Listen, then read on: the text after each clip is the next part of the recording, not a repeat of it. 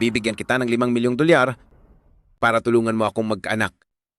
Pero ako, Kailangan ko ng isang anak para makuha ko ang aking mana. At dahil kailangan mo rin ng pera, pakinabang ito sa ating dalawa. Hindi ba? paglipas lang ng gabing ito, magkakaroon na ako ng pera na panigtas kay ina. Sige, pumapayag ako.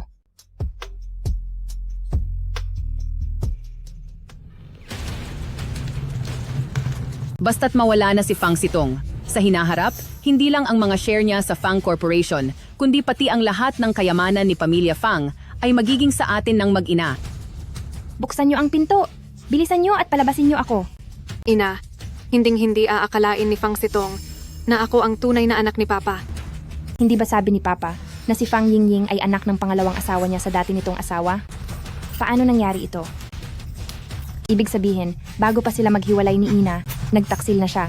Kung hindi dahil sa kanya, si Ina ay hindi magkakasakit ng ganito kalala. Gagawin ko sa kanya at sa bata sa sinapupunan niya ang matinding parusa. Gusto nilang sunugin ako. Hindi pwede. Hindi ako pwedeng mawala ng ganito. Naghihintay pa sa akin si Ina sa ospital. Binibini. Binibini. Saklolo, Binibini. Tulong. Binibini. Sumunod ka agad sa akin.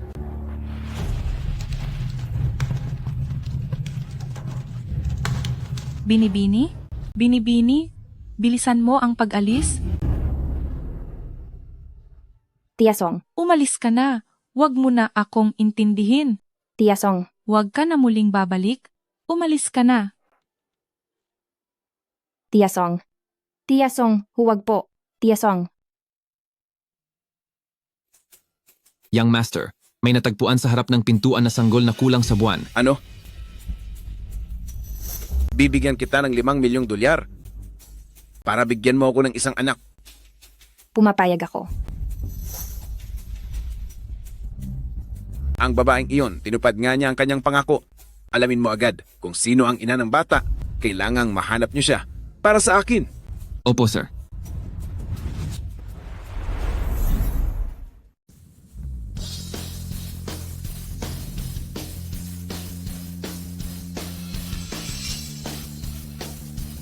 Maligayang pagbabalik, President Fang at Binibini. Sige na, bumalik na kayo sa inyong mga trabaho. Opo. 6 na taon na ang nakalipas. Siguradong hindi inasahan ng mga tao sa pamilya Fang na dahil sa swerte ay hindi ako nawala. President Fang, tungkol sa investigasyong ipinagawa niyo sa pamilya Fang, mayroon ng mga bagong pagbabago. Ipapada si Fang Yingying sa pamilyang Qin para magdala ng swerte. At isa pa, ang pagbili sa mga shares ng Fang Group ay naging maayos at matagumpay. Tungkol naman sa puntod ni Tia Song, mayroong tao taon-taon na naglilinis nito sa tamang oras. Naiintindihan ko. Sa pagkakataong ito, sisiguraduhin kong sila naman ang mapaparusahan. Nga pala, nasaan si Yang Yang? Ang munting amo po ay nasa pangangalaga ng panganay ng pamilyang Qin, na si Qin Yiyao. Ibig sabihin, sa kaniya ipapakasal si Fang Ying. Mula nang isilang ko sina Yang Yang at Yueyo, pagkatapos noon, para tuparin ang pangako, ipinadala ko si Yang Yang sa pamilyang Qin. Ilang taon na ang lumipas. Hindi ko na alam kung ano na ang hitsura ni Yang Yang ngayon. Mama, wag po kayong malungkot. Pumunta po tayo rito para hanapin si Kuya, di ba? Tama, Yueyo. Kailangang mangako ka kay Mama na hindi dapat malaman ng Papa mo na ako ang tunay na ina ng kuya mo dahil kung hindi, kukunin ni Papa kay Mama ang karapatan sa pag-aalaga kay Yang Yang. Opo, naintindihan ko po. Poprotektahan ko po kayo, Mami at ang Kuya. Ang bait talaga ng baby ko. Maghanda na kayo. Pupunta tayo sa pamilya Fang. Opo. Mama, ayaw ko talagang ikasal sa Qin Yiyao na iyon. Isa na siyang paralisado at malapit na siyang mawala. Ayaw kong maging biyuda habang bata pa ako. Yingying, hindi rin gusto ni Mama iyan. Pero noong una, ang impormasyong ibinigay namin ay kay Fang Sitong. Hindi namin alam na siya ang pipiliin ng pamilyang Qin Yingying. Makapangyarihan at mayaman ang pamilyang Qin. Hindi natin sila kayang kalabanin. Papa, alam kong mahal niyo ako. Hindi niyo naman hahayaang ang anak niyo ay maikasal sa isang taong paralisado, di ba? Saan pa makakahanap si Papa ng ibang tao sa mga oras na ito? Bukod pa doon, nagpadala na ang pamilyang Qin ng susundo sa iyo. Pero ayaw ko talagang magpakasal. Sino ka? Ang lakas ng loob mong gumulo dito sa pamilya Fang. Kung hindi siya magpapakasal, ako ang papalit sa kaniya. Kung hindi siya magpapakasal, Ako ang papalit sa kanya. Sino ka? President Fang, nakalimutan mo na yata agad ang tungkol sa akin. 6 na taon na akong nawawala, pero sumagi man lang ba sa isip mong alamin ang katotohanan noon? Siguro ay hindi mo talaga ako itinuring na sariling anak, kaya pala mabilis kang makahanap ng iba, ang mga liwa kahit may asawa ka na. Ikaw si Sitong? Sitong, buhay ka pa pala. Saan ka ba nagpunta nitong 6 na taon? Bakit hindi ka bumalik agad? Alam mo ba kung gaano nag-aalala kami ng papa mo? At kung gaano kami nahirapan nitong nakaraang mga taon? Sinungaling! Hindi niyo man lang hinanap ang godmother ko. Kung hindi pa ako bumalik na yon, edi sana ay malalampasan ko na ang kasal ng aking kapatid. Sabi mo kanina, payag kang magpakasal kapalit ko. Totoo ba iyan? Pwede akong magpakasal, pero dapat niyong ibalik sa akin ang Fang Group, pati na ang mga shares na iniwan sa akin ng nanay ko. Ibalik niyo lahat. Hindi po pwede iyan, Papa. Akin ang mga bagay na iyon. Sitong, basta magpakasal ka lang para sa kapatid mo, kahit ano pa ang hingin mo, ibibigay namin sa iyo. Pumirma na tayo ng kontrata. Mahirap nang maniwala sa salita lang. Sir, nandyan na po ang sasakyan ni Pamilyang Qin.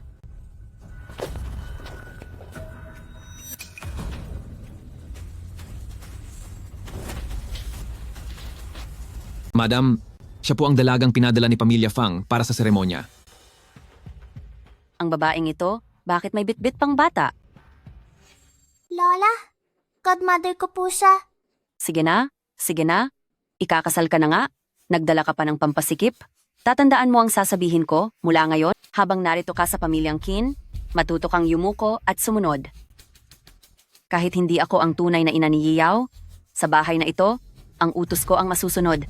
Madam, gising na po ang young master? Anong nangyari? Hindi ko akalain na ang kasal na ito ay magiging mabisa para gumising siya. Dahil gising na siya, masisira na ang mga plano ko. Kailangang makipag-usap ako kay Second Branch para pag-isipan kung paano parurusahan si Qin Yiyaw dahil kung hindi, wala na akong makukuha kahit konting yaman sa bahay na ito. O siya, dalhin na siya sa kwarto ni Yiyaw, wag na nating palampasin ang magandang oras. Opo. Lumabas kayo. Alis. Sabi ko, lumayas kayong lahat. Lumabas ka. Young Master, Alis. kumain ka naman po kahit kaunti. Sabi nang umalis kayo. Sige na, lumabas na kayo. Yueyo, naaalala mo ba ang sinabi ni Mama? Ang dapat mong gawin? Gawin mo muna iyon at pupuntahan kita mamaya. Opo.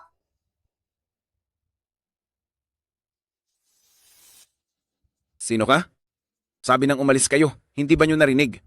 Ako ang pinili ng pamilyang Qin ninyo na dinala rito para magbigay ng swerte at ako rin ang iyong Qin Yiyaw, ang iyong mapapangasawa. Huwag mo akong paglaruan. Sinasabi ko sa'yo, hindi ako pumayag na pakasalan ka. Bumalik ka kung saan ka man nanggaling. Dahil pinili ako ng pamilyang Qin ninyo, gagawin ko ng maayos ang tungkulin ko bilang asawa. Hindi ako aalis, mananatili ako sa tabi mo hanggang sa gumaling ka. Hindi ko kailangan iyan. Qin Yiyaw, tinulungan mo ako 6 na taon na ang nakararaan. Pagkalipas ng 6 na taon, oras na para ako naman ang bumawi. Mukhang, itong si Young Master Qin ay kalalakas lang, punong-puno ng enerhiya. Sa loob ng maikling panahon, hindi ka naman siguro mawawala. Huwag mo akong hawakan. Nagkakamali ka? Nais ko lang na, tulungang ayusin ang buhok mo. Gaya ka rin ng mga tao sa labas. Hinihintay nyo lang akong mapahiya. Total wala naman na akong silbi ngayon, hindi na ako makagalaw, kaya nasa inyo na ang kontrol sa akin. Kung ganoon, bakit ka pa lumalaban? Wala kang pakialam.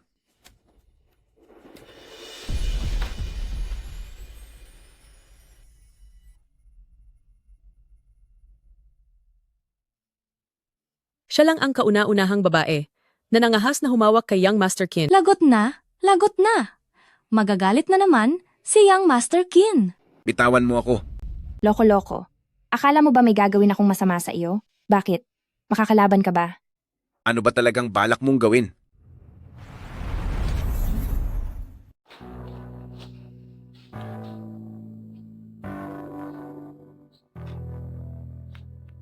Hindi ka pa makalakad ngayon dahil sa matagal mong pagkakahiga at nanghina ang iyong mga paa at kamay. Basta't makikipagtulungan ka lang at magpapatuloy sa iyong therapy, balang araw, may pagkakataon ka pang makatayo muli. Kapag gumaling ka na, saka ko lang maipagpapatuloy ang pagiging asawa ng isang bilyonaryo. Qin Yao, galingan mo po. Walang hiya. Wala pang babaeng nangahas na bastusin at hawakan ako ng ganyan. Ang babaeng ito ay naghahanap talaga ng gulo. Ipapakisuyo ko po sa katulong na ipagluto kayo ng masarap na pagkain. Ang anumang gusto nating pag-usapan, ay pwede nating gawin ng dahan-dahan sa susunod. Sino ba ang babaeng ito? Paano niya napakalma ang galit ni Young Master Qin?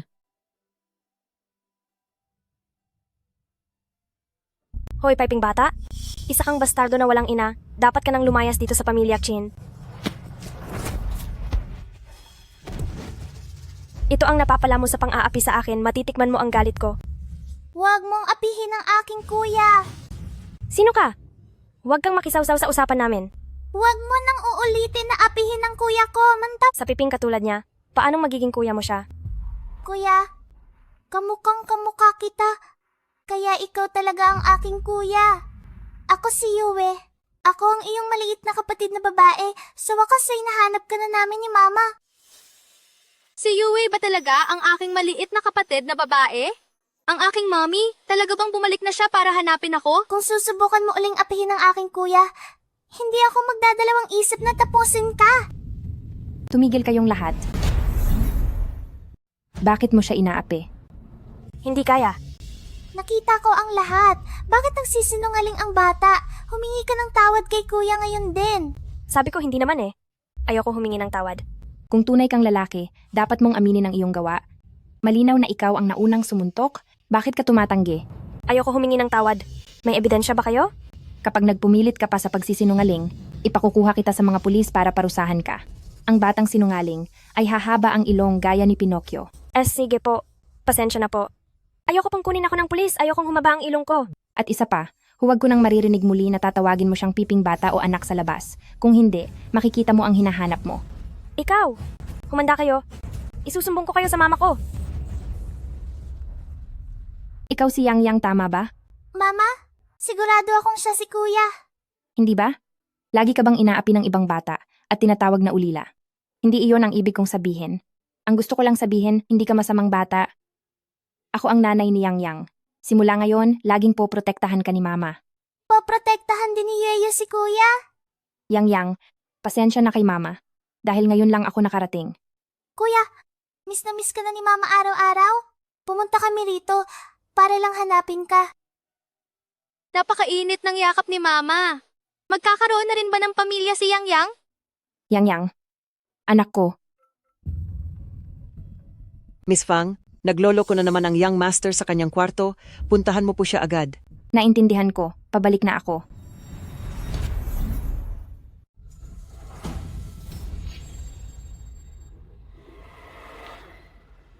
Yang Yang, Yueyu, antayin niyo si Mami sa labas, okay? Opo. Opo. Sige na. Tapos ka na bang magwala? Kung hindi pa, pakuukuha ko pa ang mga katulong ng mas marami para sa'yo. Ang tapang talaga nitong si Miss Fang na lumaban. Naku po, kailangan ko na bang tawagin ng doktor para maghanda? Ang lakas ng loob mong saktan ako. Talagang sasaktan kita. Wala kang kwenta. Mas matino pa sa'yo ang anak mo, samantalang ikaw ay walang alam gawin kundi ibuhos ang galit sa ibang tao. Nasaktan ang anak mo sa labas. Alam mo ba iyon? Lalaki ka ba talaga? Kung ayaw mo na sa buhay mo, tapusin mo na agad. Hindi yung nagmumukmok ka rito at pinapabayaan ang sarili. Sino ba ang pinapahanga mo? Ngayon ko lang nakita si Young Master Qin na natalo sa salitaan. Itong si Miss Fang, talagang kahanga-hanga. Ngayong nailabas mo na ang galit mo, mag-isip-isip ka ng mabuti. Miss Fang, ang Madam Shiyun ng second branch, kasama ang asawa niya, nagwawala at gustong makipagkita sa inyo po. Tamang-tama ang dating nila. Ang lahat ng atraso nila, pagbabayarin ko sila ngayon. Yueyu, kailangang umalis ni Mami ngayon para ipaghiganti si Yang Yang. Doon sa loob mayroong isang Tyrannosaurus Rex. Bantayan mo muna siya para kay Mami, okay? Opo. Napakabait talaga ni Yueyu. Sino ka? Hindi ko sasabihin sa'yo. Huwag mo nang susubukang saktan uli ang godmother ko, kundi parurusahan kita sa ngalan ng buwan. Tabi ka riyan, matutulog na ako. Ganito pala ang pakiramdam na yakap ng isang ama. Nasaan na sila? Nasaan si Fang Yingying? Tingnan niyo ang ginawa niya sa apo ko. Hanggang ngayon ay nasa ospital pa rin siya. Anong nangyayari dito? Ang ingay naman, para namang may asong kumakahol dito. At sino ka naman? Hinahanap ko si Fang Yingying. Ano bang pakialam mo? Ako ang hinahanap mong si Fang Yingying. Kalokohan. Huwag mong isiping hindi ko pa nakikita si Fang Yingying dahil alam kong hindi ikaw siya. Sister-in-law, ang babaeng ito ay nagpapanggap na siya si binibining pamilya Fang at naglakas loob pang saktan ang ating si Hao Hao. Paano mo naman masasabing hindi ako siya? Sa tagal na ng panahon, natatandaan mo pa ba ang mukha ko? Hindi ikaw siya, sigurado ako. Ang mga babaeng hindi natin alam kung saan nanggaling ay hinding-hindi maaaring pumasok sa loob ng mga pintuan ng pamilyang Qin. Totoo po ang sinasabi ni Shiyun? Kailangan ko bang magpanggap para lang sa pagkatao ko? Bakit ko naman gagawin ang magsinungaling ng ganoon? Kung hindi kayo naniniwala, pwede ninyong paimbestigahan sa pamilya Fang. Kung nagsisinungaling man ako, bahala na kayong parusahan ako. Sa kagustuhan ng pamilya Fang na huwag mahirapan ang kanyang anak, hindi natin alam kung ano na ang binabalak niya. Hindi talaga siya ang nakatadhana para magdala ng swerte sa ating si Yiyao. Hindi ba't pananakit lang ito sa ating si Yao? Hinding-hindi ka papayagan ng pamilyang Qin. Mga tao, ilabas ang babaeng ito at palayasin. Bitawan niyo ako. Sabi ng bitawan niyo ako. Bitaw. Yang, makinig ka kay Lola, bitawan mo na siya. Masamang babae siya. Sasaktan lang niya ang tatay mo. Ano, tunganga lang ba kayo dyan? Kunin niyo si Batang Panginoon. Huwag niyo siyang hahawakan. Mama! Batang Panginoon. Nagsalita si Batang Panginoon. Young Master, may masamang nangyari. Sina pangalawang ginang at unang ginang ay ginugulo si Miss Fang. Ano? May nangahas bang umapi sa mami ko?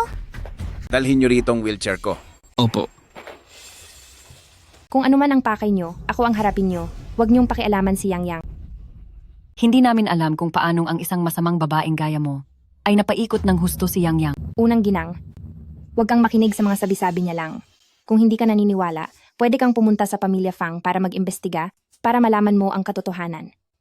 Hindi natin alam kung ano na namang panlilin lang ang ginagawa sa pamilya Fang. Kahit patauhan ka ng pamilya Fang, wala kang karapatang saktan ang bata namin.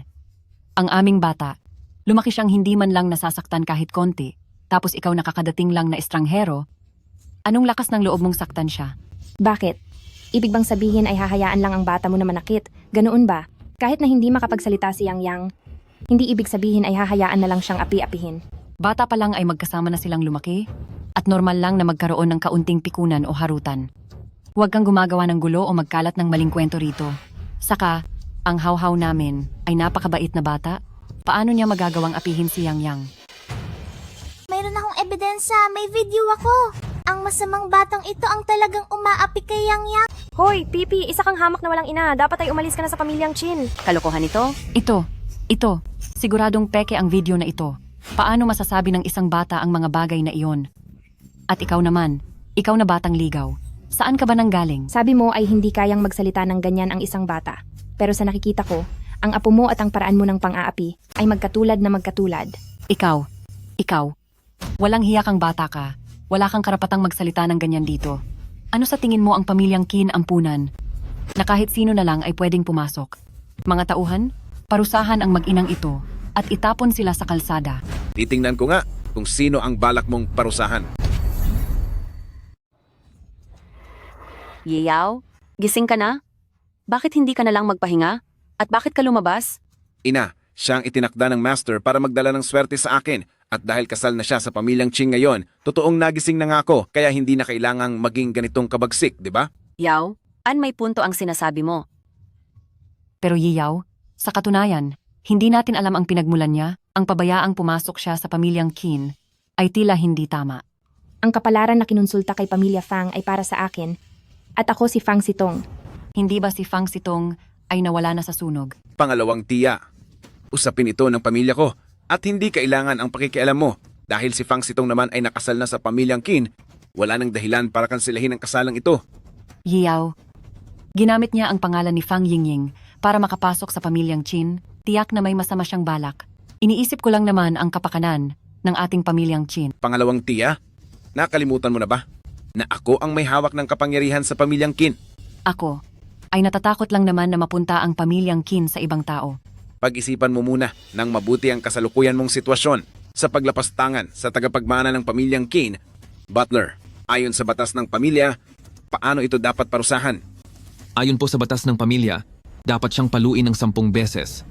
Simulan na ang pagpaparusa. Ako, nasabi ko lang naman yun. Ganoon ba? Nasabi lang? Hindi ba't sinadya mong utusan ng apo mo na sabihin ng mga ito kay Yang Yang? Ang anak ko na si Qin Yao ay kailanman ay hindi dapat hayaang api-apihin ng ganito kahit pasabing bata pa at walang malay. Bilang isang kapamilya, hindi ba dapat alam mo yan? O talagang sinadya mong sulsulan? Hindi. Wala po akong ginagawang ganoon. Butler, ipataw ang batas ng pamilya. Hayaan mong si pangalawang tiya ay matutong rumispeto sa pamilyang ito at malaman kung sino ang pwede niyang galawin at sino ang hindi niya pwedeng banggain. Opo. Sister-in-law, bilisan mo. Tulungan mo akong magmakaawa. Shion, ang ngayong beses na ito, talagang sumobra ka na? Bakit mo tinuturuan ng bata na magsabi ng ganyang mga salita? Ako, hindi totoo. Wala akong ginawa. Pangalawang tiya, mula ngayon, dapat marunong ka nang tumingin sa tao. Parusahan na siya. Opo, young master.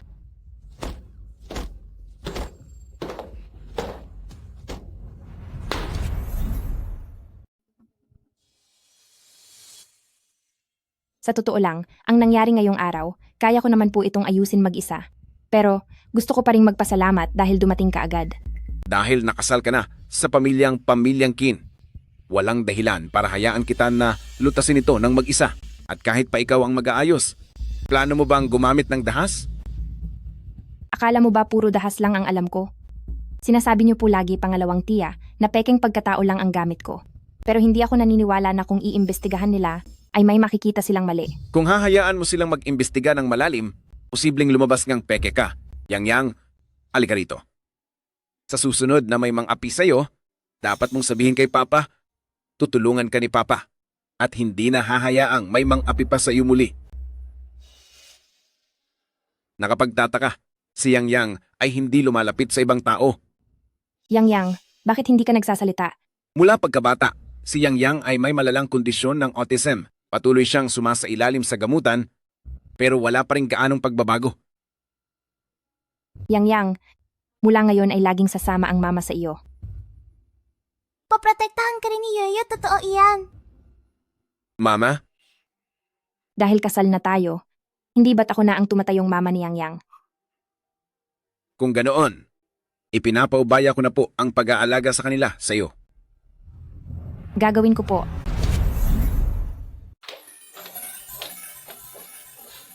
Gising na.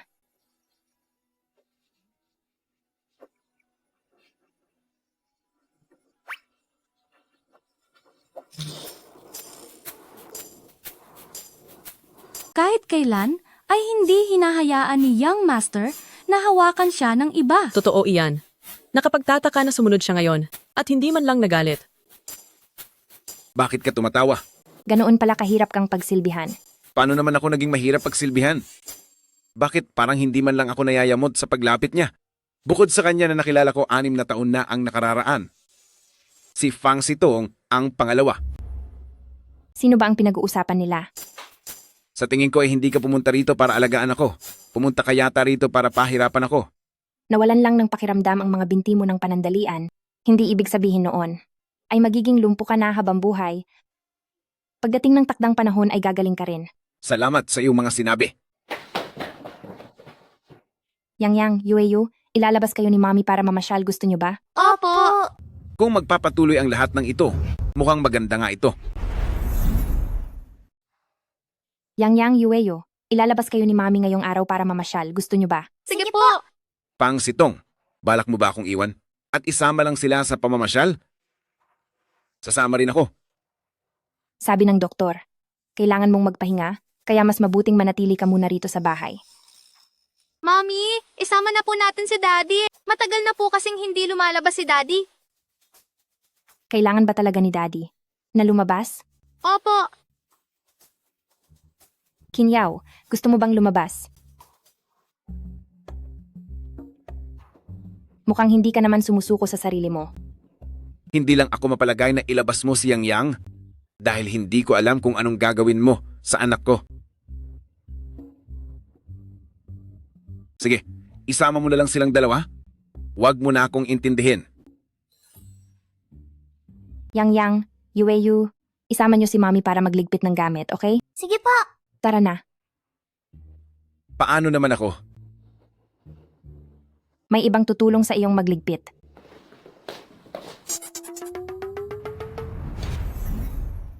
Mama, saan po tayo pupunta? Sikreto muna. Malalaman mo rin kapag nakarating na tayo.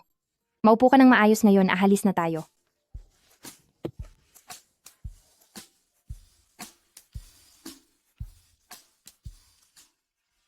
Nandito na tayo. Sekretaryo Chen. Po? Ihandang sasakyan, babalik na tayo sa bahay. Opo, boss. Fang Sitong, hindi ako lumabas para lang mapahiya ng ganito. Bakit? Gusto mo bang habang buhay na lang maupo sa wheelchair? Kapag patuloy kang tumakas sa katotohanan, baka nga hinding-hindi ka na makakalakad kailanman. Nagaw mo nang gumawa ng hakbang para lumabas ng bahay. Bakit hindi mo pa subukang ituloy ito? Papa, subukan na po natin. Tama po siya. Tyrannosaurus Rex? Ang isang Tyrannosaurus Rex na nakatayo ang pinakamagaling sa lahat. Kasi nandito ka na rin lang sa labas. Wala namang masama kung susubukan mo. Ang mga therapist dito ay talagang mahuhusay. Papa, naniniwala ako sa'yo. Alam kong kaya mo iyan. Sige. Kung gayon, susubukan natin. Sekretaryo Chen, itulak mo na ang inyong President Qin papasok. Opo, ma'am.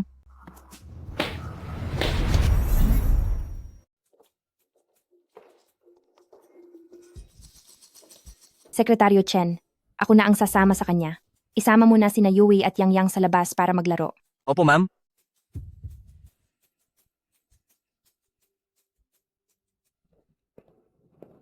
Maaari ko po bang malaman kung ano ang kalagayan ng kanyang binti? Kung ano po ba ang naging dahilan nito?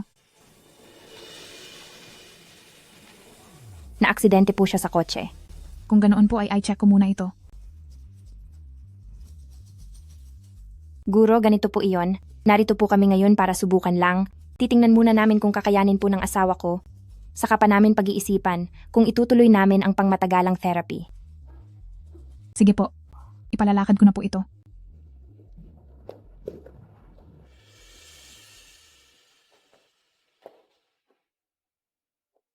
Subukan mo muna ito. Tingnan mo kung makakatayo ka na.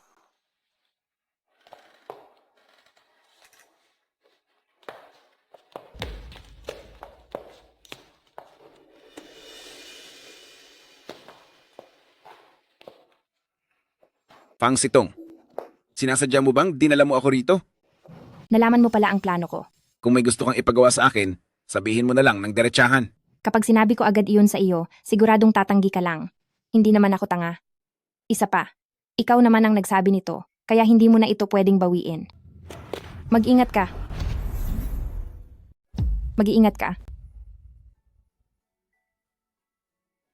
Ang amoy na ito, napaka-pamilyar. Gusto? Gusto ko munang mag-CR. Sige, hahayaan ko si Sekretaryo Chen na ihatid ka.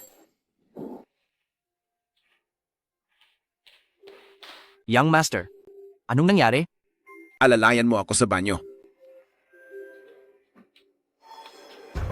Young Master, ano po ang problema? 6 na taon na ang nakalipas, God then. Hindi nyo pa rin ba nahanap ang babaeng iyon? Pasensya na po, Young Master. Naging iresponsable po kami. Hindi nyo ito kasalanan. May, nahanap na ba kayong bagong ebidensya? Fang Sitong, nawala rin ba siya sa pamilyang Fang ng ilang taon? Ang ibig niyo po bang sabihin? Imbestigahan nyo itong mabuti. Huwag kayong magpapalampas ng kahit anong detalye. Masusunod po. Medyo matagal na ako rito. Ibukas mo na ako pabalik. Mama, sige na po, parang awa mo na. Bakit, Yue? Papa, sabihin mo na kay Mama. Gusto namin kumain ng pizza ngayon. Tito Tyrannosaurus, Tulungan mo po kami ni Kuya. Sige na, tama na ang paglalambing. Hindi ba napag-usapan na natin kung ano ang kakainin natin? Sa totoo lang, gusto ko rin kumain ng pizza. 3 laban sa 1. Mama, talo ka. Yehey! Kakain na tayo ng pizza. Yang, Yueyu, dahan-dahan lang kayo. Yang, Yueye. Yang, Yueyu. Tumawag kayo ng ambulansya.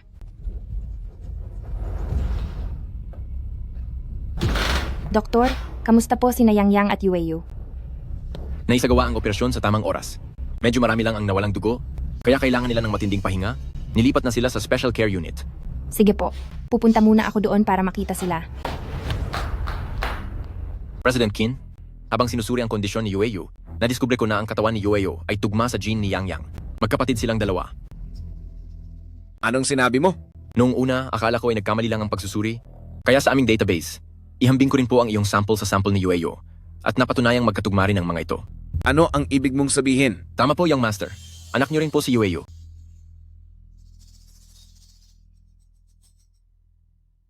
Tyrannosaurus Rex, bakit po kayo nandito? Kababalik lang po ni Mama sa bahay dahil sa payo ko.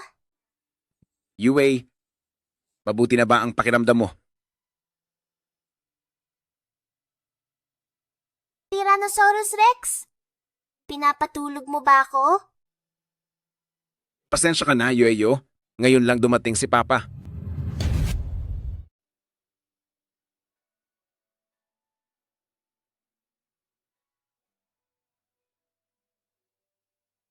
Yue, bakit ka umiiyak? Sa tuwa lang po ito. Kung masaya ka, huwag kang umiyak. Dapat ay tumatawa ka. Yue, sa totoo lang, ang Fang Sitong ay hindi talaga si Ninang. Siya ang mama nyo. Tama ba ako? Alam na rin ba ito ni Yang? Naimbestigahan na ba ito ng maigi? Kung wala nang magiging problema, siguradong sigurado na po ito. Si Miss Fang, ang mismong tao mula 6 na taon na ang nakakalipas. Fang Sitong, sa wakas ay nahanap na rin kita. Yang, Yue, dahil ayaw pang sabihin ni Mama kay Papa, kung gayon, tayo na lang muna ang magtatago ng lihim para sa kanya. Kunwari ay wala tayong alam. Opo. Yue, mula ngayon, kahit anong itawag mo sa iyong Papa ay pwede. Kahit tawaging Papa, pwede po ba? Siyempre naman, Papa, iuuwi na kayo ni Papa sa bahay. Yueyu, Yang. Nasaan sina Yueyue at Yang? Isinama mo ba sila pabalik dito? Hindi ako makatulog, kaya pumunta ako sa ospital para makita ang 2 bata. Sabi ng doktor, kung may therapist naman dito sa bahay, pareho lang din ang magiging resulta. Saka naninibago rin si Yang sa ibang kama. Ayos lang ba ang lahat? May isa lang bagay na pinag-iisipan ko ng mabuti. Pero kanina lang ay nakapagdesisyon na ako. Ano yon? Fang Sitong, nagpasya na ako. Natanggapin ang plano ng therapist para sa paggamot at simulan na ang therapy. Bakit? Bakit parang biglaan ang naging desisyon mo? kaya mo yan. Siguradong may itinatago ang 3 ito sa akin. Dalhin mo na ang mga bata sa kanilang kwarto. Dahil nakapagpasya ka na, ay ipadadalhan kita ng plano mula sa therapist, lalo na ang mga mahahalagang paalala doon. Bakit mo ako tinititigan ng ganyan? May dumi ba sa mukha ko? Ganyan talaga kapag napakaganda mo. Anong sinabi mo? Wala. Sa susunod na mga gamutan ko, sasamahan mo pa rin ba ako? Bumalik ako dito para magbayad ng utang na loob, kaya nararapat lang na samahan ko siyang magpagaling. Oo, gagawin ko yan. Maupo ka. President Fang, noong nandoon kayo sa pamilyang Qin, ayos naman po ba ang lahat? Ayos naman. Ang mga shares, kamusta ang ginagawa ninyong acquisition?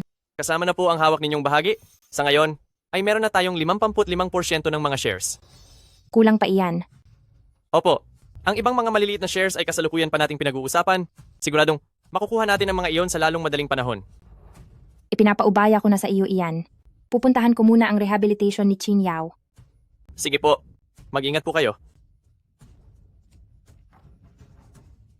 Tila si President Fang ay talagang nakatutok sa nangyayari sa pamilyang Qin.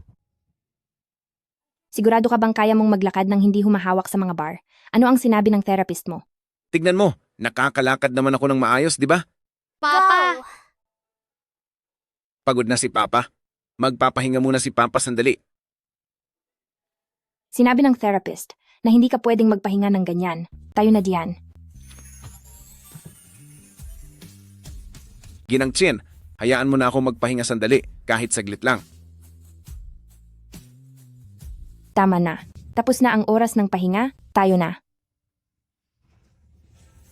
Qin Yao, ikaw, ang mga paa mo.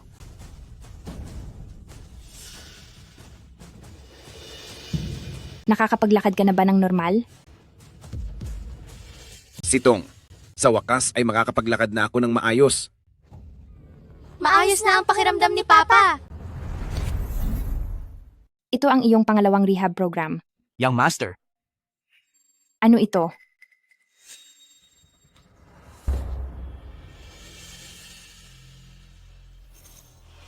Huwag mong pulutin. Tignan mo na lang ang plano mo. Ano ba ang bagay na iyon? Basura iyan. Kaya dapat lang na itapon iyan sa basurahan. Sekretaryo Chen, bago mo matanggap ang isang bagay, hindi mo ba muna ito tinitignan ng maigi? Bakit ka nagmamadaling kunin ito pabalik? Opo. Kasalanan ko po na hindi ako naging maingat.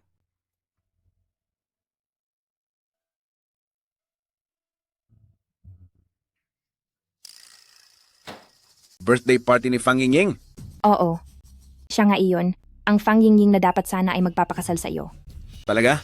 Pero parang hindi ko pa siya kailanman nakita. Tamang-tama. Pangalan mo ang nakasulat sa imbitasyong ito.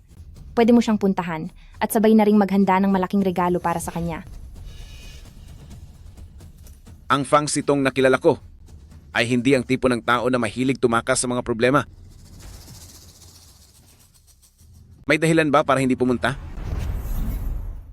Ayaw ko nang makita ang pamilyang iyon. Bakit mo naman nasabi yan? May mga personal lang kaming alitan. Ang may utang ay dapat magbayad at ang naapi ay dapat makakuha ng katarungan. Kung ganoon, lalo ka dapat pumunta. Bakit po? Para buwisitin sila, syempre. Buwisitin? Para sa akin, ang buwisit sa buhay ay ang pamilyang iyon. Iyang si Fang Yingying. Wala siyang gagawin sa party kundi ipagmalaki ang lahat ng meron siya at pagkatapos ay gagamitin ang kapansanan mo sa binti para hiyain ako. Wala talaga akong balak na makipagtalo sa kaniya para lang sa panandali ang pagganti. Walang katuturan ang lahat ng iyon. Dahil alam mong masama ang intensyon nila, dapat ay lalo tayong pumunta doon dahil baka isipin nila na takot ka sa kaniya at baka gamitin pa nila ang maliit na bagay na ito para sirain ang reputasyon mo kaysa ibigay ang kontrol ng sitwasyon sa iba. Mas mabuti pang mapatahimik mo siya. Ano sa tingin mo? Hindi ko akalain na si Qin Yao pala ay ganoon mag-isip. Wala sana akong planong galawin ang pamilya Fang. Pero dahil sila na ang lumalapit, wag na nila akong sisihin kung wala na akong ititirang awa. Mama! Mama po! Sasama rin po ako. Mama, gusto rin po sumama ni Yang Yang. Oo nga po. Kapag may nang api sa mama ko, sisiguraduhin kong hindi sila makakalusot. Kaya rin po ni Yang Yang na protektahan si Mama. Mama, tara na po. Sige, sama-sama tayong pupunta, kasama pati si Papa. Hello, Sekretarya Yang. President Fang po. Gabi na po. Bakit hindi pa po kayo nagpapahinga? Tulungan mo akong makipag-ugnayan sa kumpanya ng mamahaling damit. Sabihin mo sa kanila na ang mga bago at hindi pa nailalabas na gowns ay ipadala sa pamilyang Qin. Opo. Siya nga pala, tungkol sa nangyari sa pamilya Fang. Kumusta na ang investigasyon? Nitong mga nakaraang araw, patuloy po ang mga tao natin sa pagmamanman kay Fang Tian at nakakuha sila ng maraming litrato niya kasama ang ibang mga babae. Dagdag pa rito, noong sinuhulan natin ang dalawa sa kanila, masasabing halos tapos na ang lahat. Magaling. Paano naman ang kay Shenchen? Tungkol naman po kay Shen Qin, lagi po siyang may lihim na komunikasyon sa doktor na iyon. Napakaingat po nila. Gayunpaman, ang mga tao natin ay nakakuha pa rin ng litrato ni na Shen Qin at ng doktor. Mabuti. Isa pa, ang binibili nating shares. Sa ngayon ay nasa 70% na. Hindi pa iyan sapat. Sekretarya Yang, kahit anong paraan pa ang gamitin mo, sa loob ng 3 araw, kailangang mabili na ang 70% ng mga shares. Gusto kong magkaroon sa Fang Group ng ganap na kapangyarihan para magtanggal. Hindi natin hahayaan si Fang Tian na magkaroon pa ng pagkakataong makabawi. Opo, ipapadala ko muna ang mga nakolektang impormasyon sa inyong email. Salamat sa tulong mo. Sisiguraduhin kong kayo ay pagbabayarin ko sa lahat.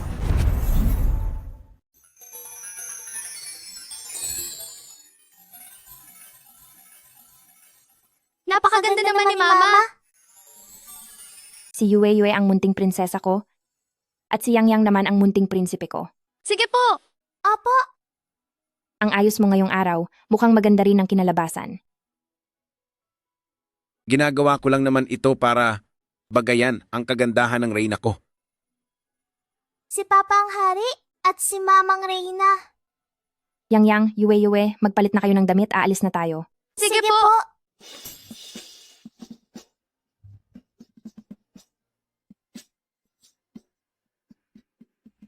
Hindi ba si Qin Yao iyon? Gising na pala siya talaga. Sino kaya ang babaeng kasama niya? Ngayon ko lang siya nakita. Siya si panganay na Miss Fang. Ang sabi-sabi, itinadhana raw sila nitong si pamilyang Qin dahil tugma raw ang kapalaran niya kay Qin Yao at perpekto sila para sa isa't isa. Talaga? Siyempre naman, hindi mo ba nakikita si Qin Yao na maayos na nakatayo rito? Nabalitaan ko na mula nang magpakasal siya rito, ay biglang nagising si Qin Yao. Mukhang nabigla ang lahat nang makita kang gising na. Hindi ba si Ginang Kinaman ang may malaking kinalaman dito?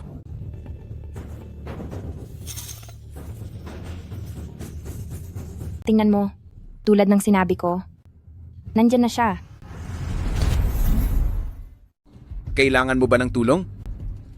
Huwag na, tumayo ka lang diyan at manood. Maliit na kapatid na babae, saang lugar ng mga mahihirap mo nakuha ang gown na yan? Sadyang wala ka lang alam. Nakakita ka na ba nito? Hindi pa? Hindi ko inaasahang darating ka. Pero dahil nandito ka na, masaya pa rin ako. Pero, napakaraming bisita ngayon. Gusto mo bang pagtawanan ka ng lahat? Pagtawanan? Bakit nila ako pagtatawanan? Ang ibig mo bang sabihin ay ang suot kong damit na ito? Pero anong magagawa ko, ate? Wala na akong ibang maisusuot. Kung hindi, bakit hindi mo na lang ibigay sa akin ang suot mo? Paano mangyayari yon? Iisa lang ang inihanda kong damit. Kung ibibigay ko ito sa'yo, anong isusuot ko? Eh di, bakit ka pa kuda ng kuda? Kahit kailan talaga napakainis mo. Auntie, ikaw kayang nakakainis sa ating dalawa. Totoo yun. Ang galing mo na talaga ngayon. Pati anak ng ibang tao. Itinuring mo nang sa'yo. Pati pagtatanggol sa'yo ay natutunan na nila. Miss Fang, maging maingat ka sa mga sinasabi mo. Fang Yingying, gusto mo bang malaman ng lahat na dapat ay ikaw ang magpapakasal kay Qin Yao? Kapag nalaman ng lahat, ano kayang magiging reaksyon nila? Ano naman ngayon? Ito naman talaga ang base sa hula ni pamilyang Qin, ang kapalaran mo. Kung ikaw man ang magpakasal, dapat lang iyon. Iyan lang pala ang kaya mo. Ang suot mo ba ay ang pinakabagong high-end couture ng mga Keith? Paano mo nakuha ang isang iyan? Paano mangyayari iyon? Kung couture man iyan mula sa mga Keith, bakit wala akong alam tungkol doon? Hindi pa inilalabas ang disenyo na ito. Sa drawing ko pa lang ito nakikita. Hindi ko akalain na ganito pala kaganda ang aktwal na gawa. Paano mo naman nakita ang drawing ng disenyo? Nasa negosyo ng pananamit ang pamilya ko. Kaya naman mabilis kaming makakuha ng impormasyon. Siguradong peke iyan.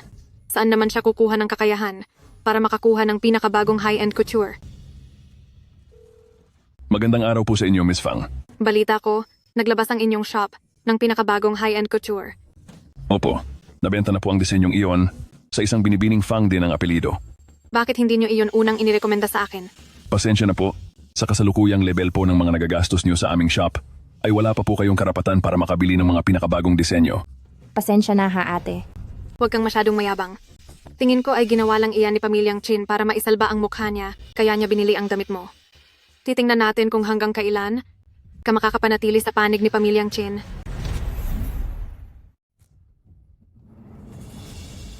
Matagal mo na bang alam? Napupunta sila rito para manggulo? Oo naman, sinabi ko na sa iyo. Palagi siyang nakikipagkumpetensya sa akin at naghahanap ng ikapapahamak ko. Kaya pala, hinarangan mo na agad ang lahat ng paraan niya. Base sa ugali niya at dahil kaarawan niya ngayon, tiyak na maghahanap siya ng pinakapaborito niyang gown. Tumawag lang ako sa botika ng mga damit para magtanong. Napakadali lang. Nga pala, ngayon pa lang magsisimula ang totoong palabas. Mama, gusto ko po sanang mag-CR. Mama, gusto ko rin po mag-CR. Sasamahan ko na kayo. Huwag na po, kaya na po namin mag-isa. Sige, maghihintay kami. Ani papa niyo rito. Sige na, pumunta na kayo. Yung babae kanina, noong pauwi kami ni Mama, tinukso niya ako na wala raw akong tatay. Buti na lang mabilis ako. Sinabi ko na ninang ko lang siya. Napakasama talaga niya. Lagi niyang inaapi si Mama. Hindi natin dapat hayaang magmalaki siya ng ganyan. Kailangan natin siyang turuan ng leksyon. Oo.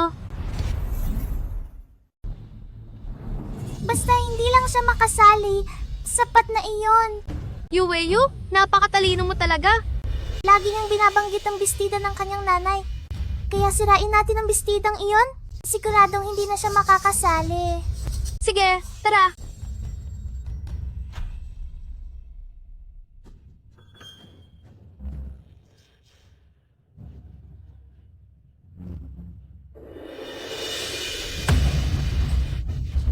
Anong ginagawa ninyong dalawang bata? Sinadya mo ba ito? Sinong nag-utos sa iyo na gawin ito? Alam ko na ikaw ang nagturo sa kanila na gawin ito. Huwag kang magparatang ng walang basehan. Napakaraming tao rito, napakaraming bisita.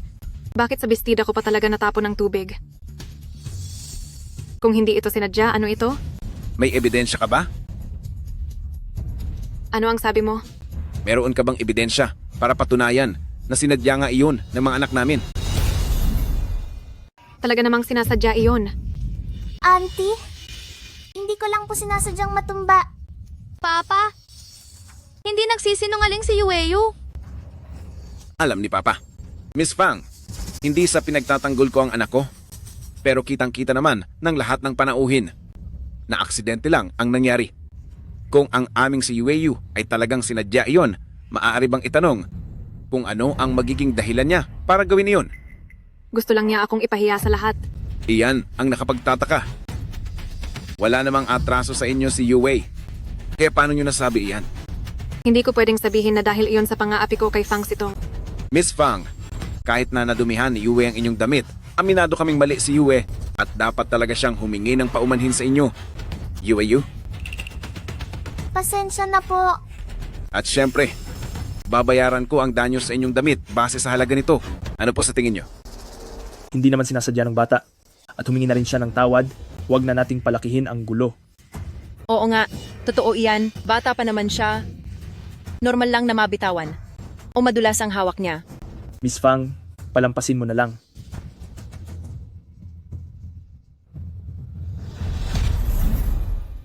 Isasama ko muna sila para makapag-ayos. Tara na.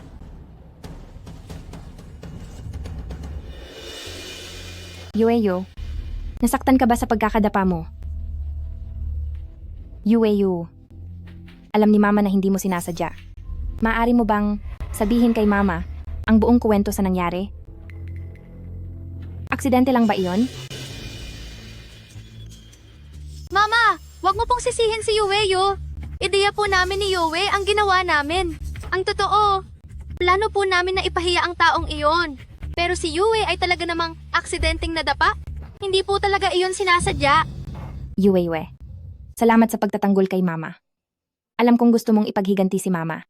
Pero problema ito kaming mga matatanda. Hayaan kami na lang ang mag-ayos nito. Naiintindihan mo ba? Sa susunod, mag-ingat ka sa paglalakad. Huwag ka nang madadapa uli. Kumusta na kayo? Masakit pa ba? Hindi na po masakit para kay Yueyu. Maayos lang po si Yang Yang at si Yueyu. Kaya lang, si Fang Yingying ay tiyak na hindi papayag na matapos na lang ito ng ganito. Mama, ang dumi na ng damit ko. Ito lang ang kaisa-isa kong gown. Paano pa ako makaka-attend sa birthday party? Kasalanan ito ng batang iyon. Hindi ko alam kung paano sinuwerte ang Fang Sitong na iyan. Napakalaki ng pagkakataon niya. Noon ngang nagkaroon ng malaking sunog, ay hindi pa siya nawala. Pagbalik niya ay nakahanap agad siya ng paraan para makasama ang pamilyang Chin. Akala ko pa naman ay maghihirap siya pagpakasal doon, pero hindi ko akalaing ay magigising talaga si Qin Yiyao. At ngayon, todo pa ang pagtatanggol sa kanya. Ma, hindi ko pwedeng hayaan na maapi na lang ako ng ganito. Ying, kilala mo naman ang papa mo, pera at interes lang ang habol niya. Nang malaman niyang gising na si Qin Yiyao, gumawa agad siya ng paraan para makasipsip dito. Kaso itong si Qin Yiyao ayaw tumanggap ng bisita. Kung hindi lang dahil sa birthday mo, ay hindi na niya malalaman kung saan kukuha ng tiyempo. Bakit ganoon si Papa? Bakit kailangang gamitin niya ang birthday party ko para lang makahanap ng koneksyon? Ying, isang negosyante ang papa mo? At ang mahalaga lang sa negosyante ay ang kikitain niya. Isa pa, dahil maraming bisita ang narito, kailangang isipin ang reputasyon ng pamilya. Pinagsori naman na ni Qin Yiyao ang bata sa harap nila para sa iyo. Kung patuloy kang magpupumilit, ikaw lang ang magmumukhang masama sa huli. Tiyak na sasabihan ka na naman ng papa mo na wala kang disiplina. Kaya hahayaan ko na lang ba na ganituhin ako? Magtimpi ka muna para sa mas malaking plano. Ipakita mo na marunong kang umunawa para matuwa ang papa mo. At dahil alam naman niyang naagrabyado ka, kapag kinausap ko siya tungkol dito, paniguradong maaawa iyon sa iyo. Sa oras na iyon, kahit anong hilingin mo, ay siguradong makukuha mo agad. Sisiguraduhin kong malalaman ni Fang Sitong na may parusa ang pagkalaban sa akin.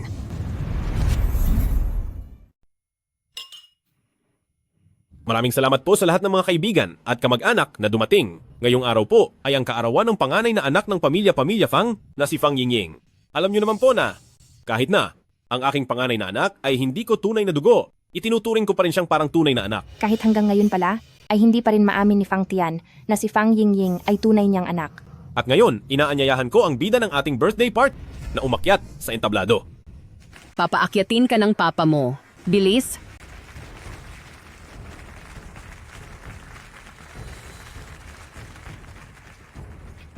Siguro ay nahihiya lang si Yingying. At syempre, hindi lang ito kaarawan niya, ito rin ang araw ng pagbabalik ni Fang Sitong sa pamilya Fang. Bukod pa roon, ang ating panganay na anak na si Sitong at ang young master na si pamilyang Chin ay nakatakda na ring magpakasal. May anak ngang lalaki si Qin Yiyao. Pero ang batang babaeng ito, kanino namang anak ito? Oo nga. Kung hindi mo sinabi, ay hindi ko rin mapapansin. Kanina noong pinagtatanggol ni Qin Yiyao, ang batang iyon, sinabi niya rin na anak niya ito. Ibig sabihin si ang pangalawang binibini ng pamilya Fang ay madrasta na. Correct. Si ikalawang binibining Fang, matiisin din talaga. Sa likod natin, siguradong pinahihirapan niya ang bata. Huwag niyo pong pagsabihan ng masama ang mama ko. Ang asawa at anak ko ay hindi para chismisin nyo lang. Parang may masamang balak siya. Sa pagkakataong ito, si Fang Tian ay siguradong hindi palalagpasin ang pagkakataon na sipsipan ka. Napansin ko nga. Kung naiirita ka na, pwede mo siyang hindi pansinin. Dahil siya naman ang sumisipsip sa iyo, siguradong mag-iingat siya sa bawat salitang sasabihin niya sa iyo. Alam ko, huwag kang mag-alala. Hindi ko hahayaang maisahan ako. Sana ay masiyahan kayo, kain lang ng kain, at magpakasaya.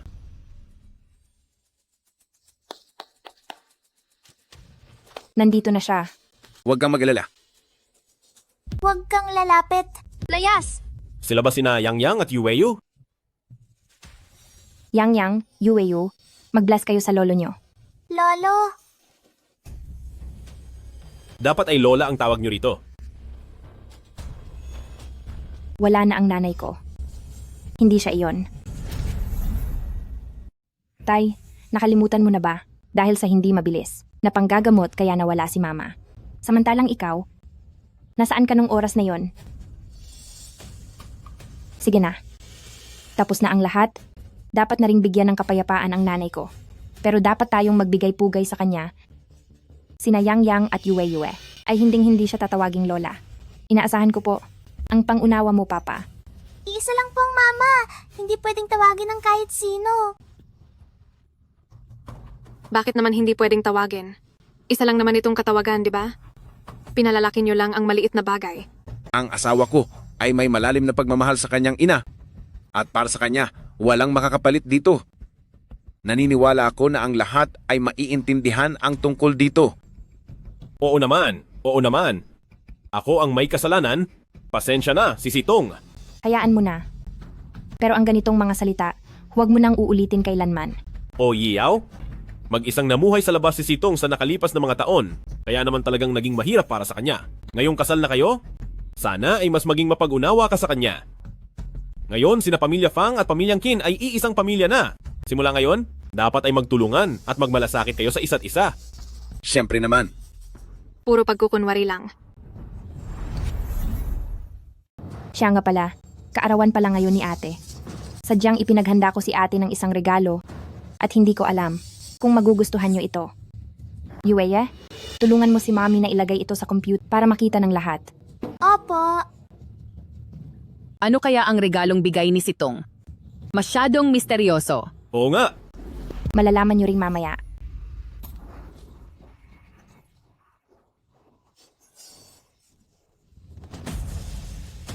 Hindi ba si Ginang Fang ito?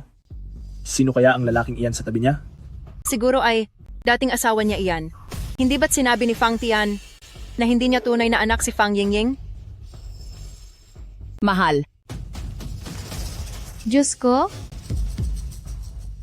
Ganito palang klaseng tao si Fang Tian. Totoo iyon, noong araw, ang nanay ni Fang Sitong tila nagkasakit dahil sa sobrang sama ng loob sa pangangaliwa ni Fang Tian. Anong nangyayari rito? Ano ito? Sinong nagpalabas niyan? Patayin niyo iyan ngayon din. Mama, nagawa ba to ni Yue ng maayos? Oo naman. Napakahusay ng ginawa ni Yue, napakagaling niya. Matagal mo na ba alam ang mga bagay na ito? Hindi. Noon ay nagdududa lang ako. Ngunit kailan ko lang ito napatunayan. Kung sila naman ang gumawa nito, bakit ayaw nilang aminin? Mukhang pinaghandaan mo to ah. Dahil nagawa nila akong imbitahan, alam nilang hindi ako basta-basta. Hinding-hindi ko hahayaan at ipapaalam ko sa buong mundo ang tunay nilang pagkatao. Kanino ba talagang anak si Fang Yingying? Ilang babae pa ba ang nakakarelasyon mo nang hindi ko nalalaman? Ano sa tingin mo? Hindi ba mas masaya ang palabas na ito kaysa mapahiya lang si Fang Yingying? Nakakaaliw, di ba? Tunay ngang nakakaaliw. Siya iyon. Bumalik siya para lang. Sirain tayo. Ikaw na lapastangang anak ka. Mag-ingat ka sa mga sinasabi mo. Kontento na ba kayo sa regalong ibinigay ko sa inyo? Huwag kayong magmadali. Meron pa.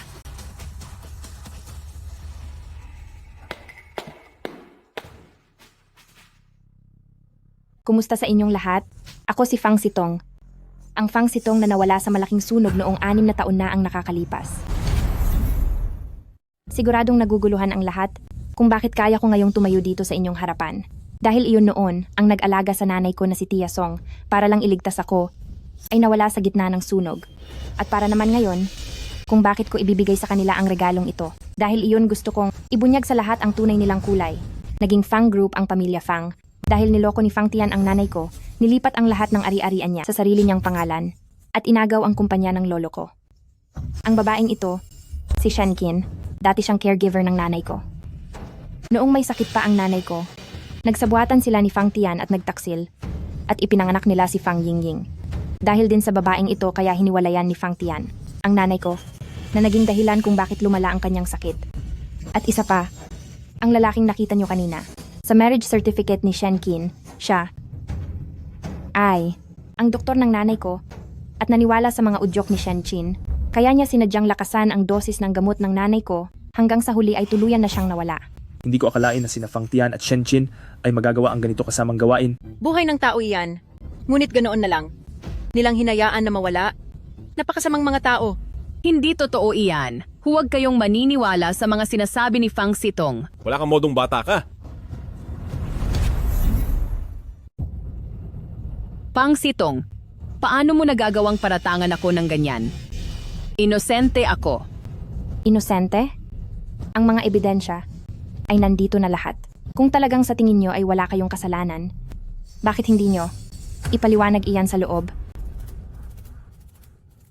Sino ang nagbigay sa iyo ng lakas ng loob para gawin ito? Pinakain ka ng pamilyang Fang ng maraming taon, pero nagagawa mong sa harap ng maraming tao na itrato ang mga magulang mo ng ganito. Magulang? Anong klaseng magulang kayo? Hinding-hindi mo pwedeng saktan ang asawa ko. Sige, sasabihin ko na sa inyo. Nasa akin na ang 70% ng share sa Fang Group. Dahil ako na ngayon ang pinakamalaking shareholder ng Fang Group. At para sa mga natitira, hindi ko na kailangang magsalita pa, di ba? Ikaw. Huwag kayong mag-alala. Sisiguraduhin kong sa tama at legal na paraan ko. Mababawi ang lahat ng pag-aari ko. Para sa meeting ng mga shareholder bukas, sisiguraduhin kong darating ako sa tamang oras. Tara na. Sandali. Fang Sitong, bakit hindi ka na lang nawala noon pang 6 na taon ang nakalipas? Bakit ka pa bumalik? Ang lakas din ng loob mong magsalita. Kung ako sa iyo, dapat kang magpasalamat na hindi ko pa nahahanap ang ebidensya ng pagsunog niyo noon. Dahil kung hindi, sa tingin mo ba ay makakatakas ka ngayong araw? Pero birthday ko ngayong araw. Dapat lang na tumatak ito sa inyo para matuto kayong lahat. Fang Yingying, mabuti pang umayos ka dahil kung hindi, marami akong paraan para parusahan ka. Tara na. Papa, gusto po talaga naming sumama kay Mama? Sige na, mag-iingat kayo. Opo. Dahan-dahan lang kayo.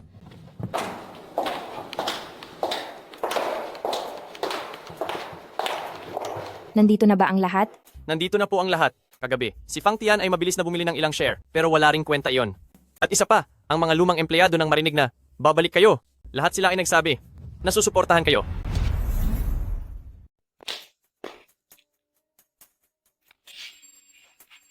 Matagal na kayong mga empleyado ng Fang Group, kaya hindi na ako magpapaligoy-ligoy pa.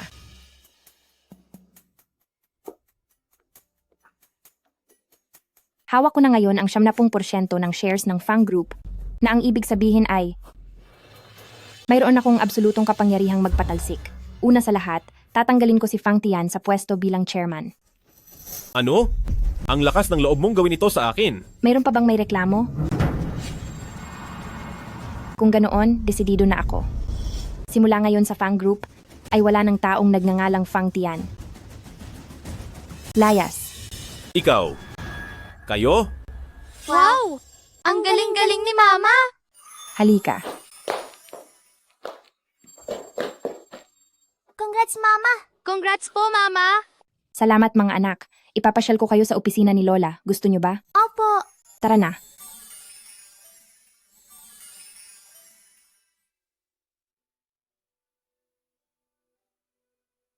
Nay, sa wakas, ay nabawi ko na ang lahat ng nararapat para sa atin.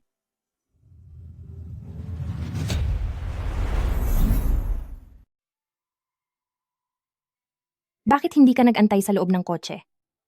Hindi pa maayos ang binti mo, hindi ba masakit yan? Gusto lang kitang makita agad. Mula ngayon ang pamilya ni Fang Tian ay magiging isang katatawanan na kakamuhian ng lahat sa Beicheng. Tara na, tapos na ang lahat. Ang husay. Umuwi na tayo ngayon. Sige po, uwi na tayo.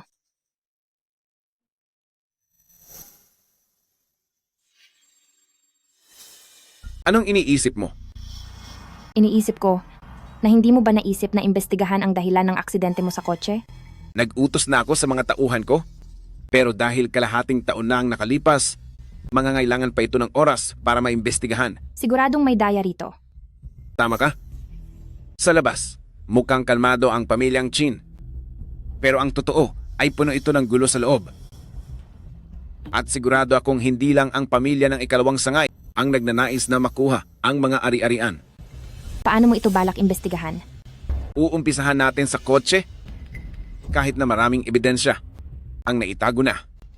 Kung gusto nating imbestigahan, siguradong may mahahanap tayo. Baka kasi hindi tama ang paraang ginagamit niyo.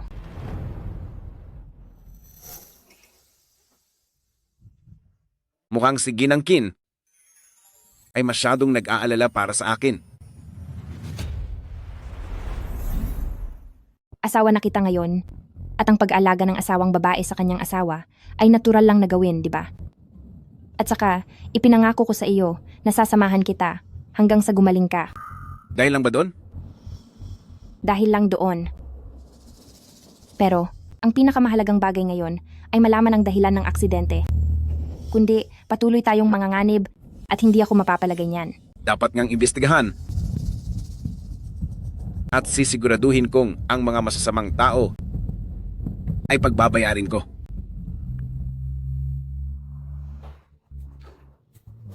Lola, Yue, Yang, saan po kayo nanggaling? sinamahan ko po si Mama na talunin ng mga masasamang tao. Sitong, hindi pa lubusang gumagaling si Yaw? Bilang asawa niya, dapat ay lagi mo siyang inaalagaan? Bakit mo pa siya inilalabas? Nang kung saan-saan? So yun po ito ni physiotherapist na dapat kaming mamasyal sa labas para makalanghap ng sariwang hangin. Sige kung ganoon, kung wala nang kailangan, aakyat muna ako sa taas. Sige po. Good night po, Lola. Good night po, Lola. Sige na, pwede na kayong maglaro.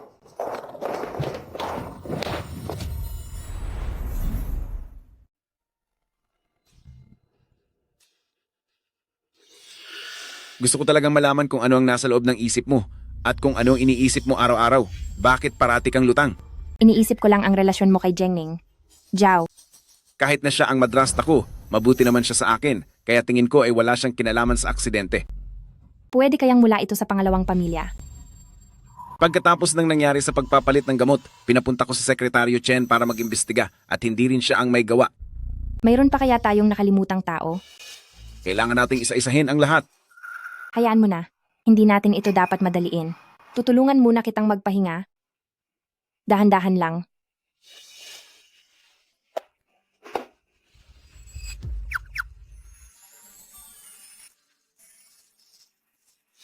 Ako, kukuha lang ako ng gamot para sa iyo. Yue. Halika rito. May tatanong si Papa sa inyo. Nitong mga nakaraang taon ba, nagkaroon ba ng boyfriend ang mama nyo? Wala po. Papa, gusto mo po bang ligawan si Mama? Napakahusay ni Yue. Hindi madaling ligawan si Mama. Mayroon ba ng ligaw kay mama? Hindi ko pa pwedeng sabihin. Talagang matalino kang bata ka. Hindi ko alam kung kanino ka nagmana. Anak po ako ni Papa, kaya siguradong katulad niyo rin ako. Yang, alam mo ba kung may nararamdaman si mama para sa akin? Papa, hindi naman nababasa ang isip ni Mama. At saka, walang madaling paraan sa panliligaw.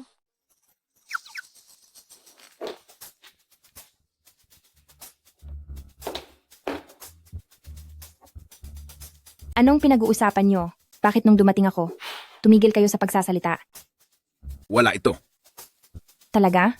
Nakikipagbiruan lang ako kina Yang at Yue at naisip ko lang din na imbestigahan ang tungkol sa aksidente sa kotse. Sige, ikaw na ang bahala sa mga plano. Dadalhin ko muna sina Yang at Yue para maglinis. Good night po, Papa. Good night po, Papa. Good night. Mama, may sasabihin akong sikreto. Gusto kang ligawan ni Papa. Ano ba ang sinasabi mo? Matulog ka na nga.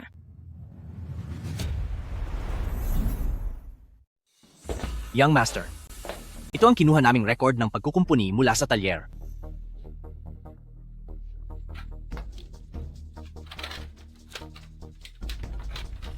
Ito ay mga ordinaryong record lamang ng pagkukumpuni. Pero dito, noong Marso, bago ang aksidente nyo, si Gneng, Jiao ang nag-ayos ng sasakyan nyo. Si Gneng, Jiao, ginagamit ba niya madalas ang sasakyan mo? Hindi. Noong araw na iyon ay dahil nagmamadali si mama na pumunta sa puntod ni Papa, pero ang kanyang sasakyan ay tumirik kaya hiniram muna niya ang sa akin. Ganoon pala ang nangyari. Kung madalas naman ipagawa ang kotse nyo, siguradong walang naging problema ang mga preno. Ano kaya ang naging dahilan ng aksidente mo sa daan? Mabilis ang takbo ko noon at biglang nakaramdam ako ng hilo sa ulo, tapos hindi ko na nagawa pang iapak ang preno sa panan ko. Bumangga na ako sa harang sa gilid at kalahating taon akong nawala ng malay. Mama, hinimatay po si Yueyo. Si Yue? Yang, niloloko ka lang ni Yue. Yueyo, bumangon ka na diyan. Gumamit ako kanina ng pampahilo, tinakot ko lang si Yang. Yue, ibinigay ito sa iyo ni Sekretarya Yang para maprotektahan ang sarili mo. Bakit mo ito ginamit sa kanya? Ito ay pampahilo. Ang pabango na ito ay talagang may kakayahang panandaliang mawalan ng malay ang isang tao. Kaya pala nahilo ako nung nakaraan, posible bang dahil iyon sa pabango? Malamang po. Bukod sa driver ninyo, si Sekretaryo Chen lang ang may access sa sasakyan nyo. Naaksidente ang driver 6 na buwan na ang nakakaraan. Wala na siya. Inimbestigahan ko na ang background ng pamilya niya at normal naman ang lahat. Tungkol naman kay Sekretaryo Chen, pinagkakatiwalaan ko siyang tauhan. Imposibleng siya ang may gawa nito. Pero may isa pang tao na gumamit ng sasakyan nyo. Ang nanay ko, Opo.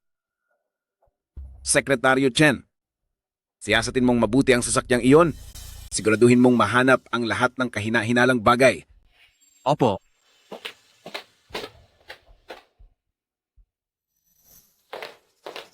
Young Master, may nahanap ng supot ng gamot sa loob ng sasakyan, nakasukbit sa ilalim ng upuan sa likod, kaya hindi ito madaling mapansin. Ayon sa gawin ng driver, nililinis ang sasakyan tuwing makalawa. Ginamit ni Madam ang sasakyan noong nakaraang araw, at nang sumunod na araw ay nakalimutang linisin ng driver, kaya doon na kayo napahamak. Nasuri na ba kung anong sangkap ang nasa loob? Hindi pa po sa ngayon. Suriin mo na agad at gamitin ang pagkakataong ito upang mahanap kung sino ang nasa likod nito. Masusunod po. Sige, gawin mo na.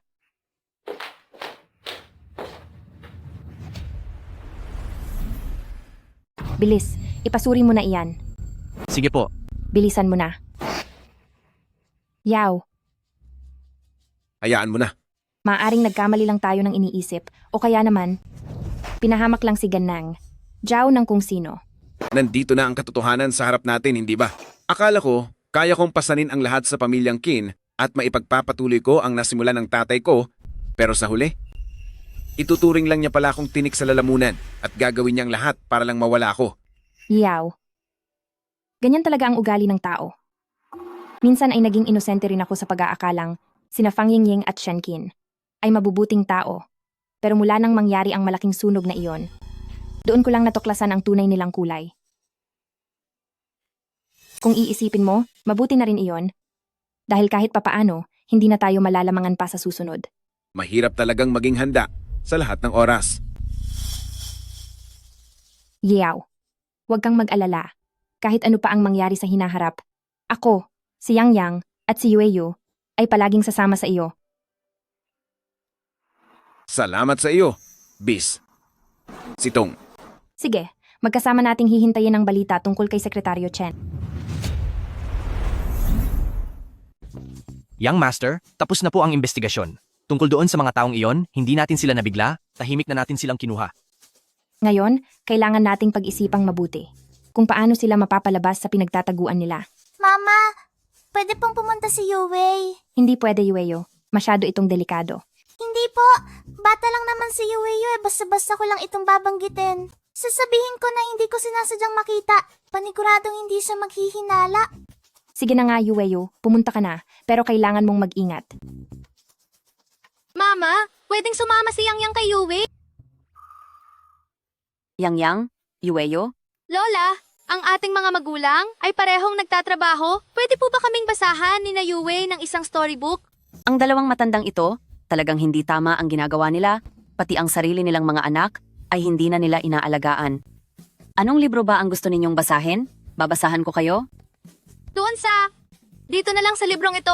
Sige. Tingnan natin ito. Lola, kapag may nagawang mali si Yang Yang, parurusahan din ba ako ni Papa? Yang Yang, bakit mo naman nasabi yan? Lola, nandun po ako. At nakita po namin ni Yang Yang, si Papa at si Uncle Chen. Si Uncle Chen ay kumuha ng ilang katulong at ipinakulong po sila. Sino-sinong tao ang mga iyon? Hindi po naming alam. Yang Yang, Yueyo, huwag kayong mag-alala, hindi naman gagawin iyon ng inyong tatay sa inyo. Mauna muna kayong manood, may gagawin lang si Lola. Halika, halika rito. Tingnan mo ito.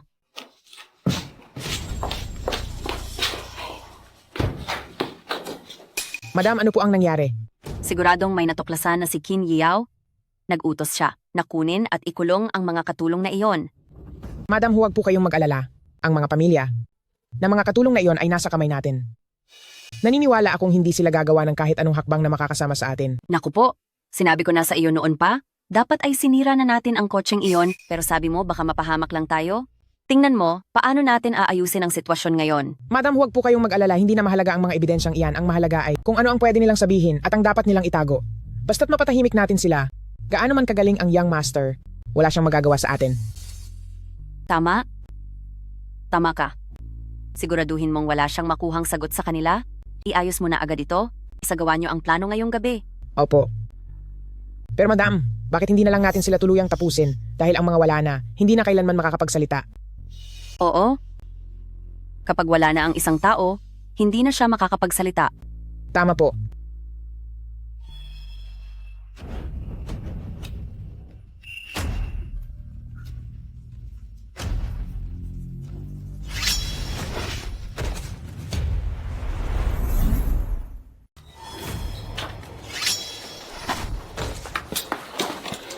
Bitiwan niyo ako.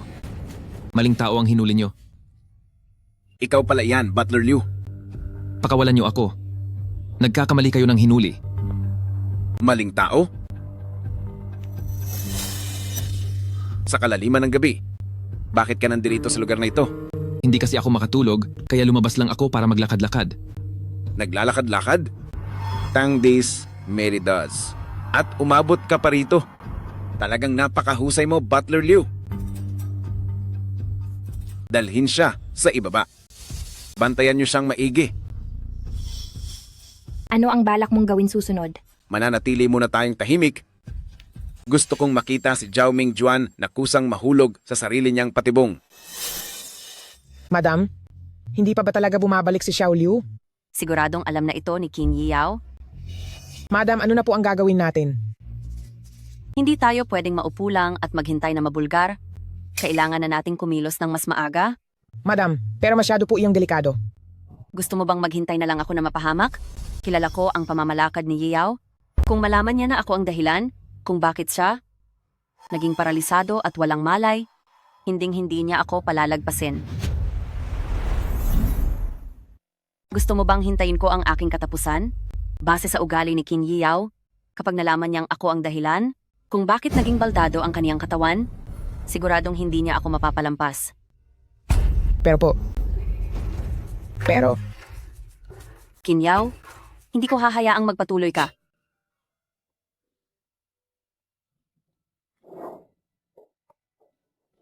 Yao, mayroon akong gustong ipakipag-usap sa iyo. Ano man po iyon, Ina, maaari niyo nang sabihin sa akin ng direkta.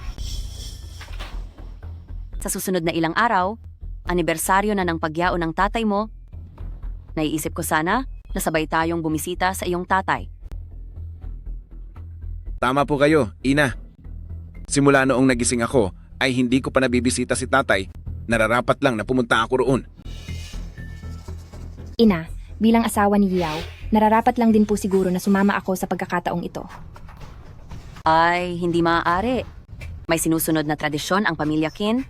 Pagkatapos pa ng isang taon simula ng ikasal bago pwedeng pumasok sa sementeryo. Sa pagkakataong ito, si Yao muna ang papuntahin natin. Sapat na ang ipaalam sa tatay niya ang magandang balita tungkol sa inyong kasal. Ganito na lang po, Ina. Sasamahan ko na lang si Yao papunta roon. Mananatili ako sa labas at hindi papasok. Ito na rin ang paraan ko ng pagpapakita ng paggalang. Sige, walang problema riyan. Kung ganoon, usapang tapos na po iyon. Sige, halika, kumain na tayo. Kumain na kayo. Ina, may lalakarin pa kaming importante ni Sitong. Pakiusap, ipinagkakatiwala ko po muna sina Yang Yang at Yue sa inyo. Mauuna na muna kaming umalis. Walang problema. Sige, mauna na kayo. Halika rito. Mag-bye na kayo kay Papa at Mama. Bye-bye. Walang problema. Mauna na kayo. Halika kayo. At magpaalam na kayo sa inyong nanay at tatay. Bye-bye. Gusto ko pong pumunta sa banyo. Sige po, sasamahan ko po kayo. Wag! Ako na lang pong mag-isa. Wag na po kayong sumunod sa akin. Pumayag na si Qin Yao na pumunta sa sementeryo. Sa pagkakataong ito, tatapusin na natin ito Puputulin natin ang preno niya para mawala na siya ng tuluyan habang nasa biyahe. Madam, hindi po ba tayo mabubuko niyan? Bagaman mapanganib ang paraang ito, pero wala na tayong sapat na oras. Sila rin ang nagtulak sa atin sa ganito. Madam, sa tingin ko ay kailangan nating humanap ng mas ligtas na paraan. Paano kung ang plano ay hindi matuloy sa kalsada? Ano na ang gagawin natin? Maglalagay tayo ng mga tao malapit sa sementeryo. Dahil ang pagbisita sa puntod ay seryosong bagay, hindi kailanman magsasama ng tauhan si Qin Yiyao. Pagdating ng oras na iyon, mag-isa lang siya doon at hindi pa lubusang gumagaling ang mga binti niya. Hindi ba mas madali natin siyang mapaparusahan? Opo. Gagarantiya ko pong magtatagumpay tayo ngayon.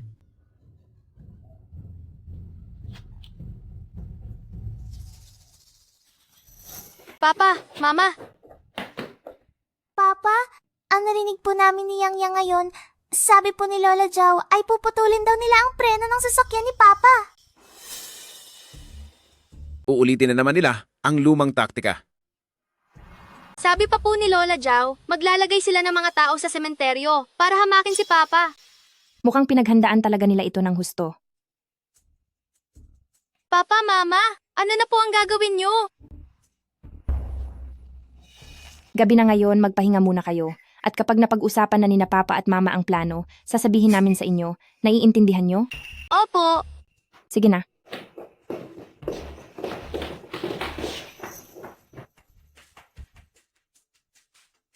Nasaan si Sitong? Sabi niya ay sasama siya sa atin, di ba? Biglang sumama ang pakiramdam ni Sitong, kaya sinamahan siya ng 2 bata sa ospital. Sa susunod na lang, ako mismo ang magsasama sa kanya. Sige, sumakay ka na sa kotse at susunod ang kotse namin sa likuran mo. Sige, sumakay ka na sa kotse at susunod na lang kami sa inyo. Bakit hindi na lang po kayo sumabay sa akin, Ina? Medyo marami kasi akong dala ngayong araw. Natatakot akong baka hindi magkasya sa kotse. Isa pa, pagkatapos nating dumalaw sa puntod ng ama mo, maaaring pumunta pa kami sa templo. Ayaw ko nang makaabala pa sa inyo. Nakakahiya naman po. Ina, bakit po ba kayo nagiging formal sa akin? Hindi naman sa ganoon. Ayaw lang talaga naming makaabala sa inyo. Tsaka, hindi naman kami ganoon kahirap na iisang kotse lang ang mayroon. Hindi na kailangang magsikisikan, di ba? Kung iyan po ang gusto nyo? Young Master, pinapasabi po ni Sekretaryo Chen sa inyo na may problema ang sasakyan natin. Hindi po ito maandar.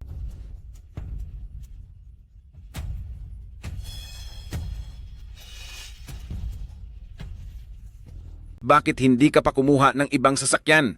Kailangan ko pa bang ituro sa inyo yan? Huwag nating hayaang maantala ang pagdalaw sa puntod. Opo, sir. Ina, palpak ang trabaho ng mga tauhan ko. Sumakay na po muna kayo sa kotse at susunod na lang ako mamaya. Sige.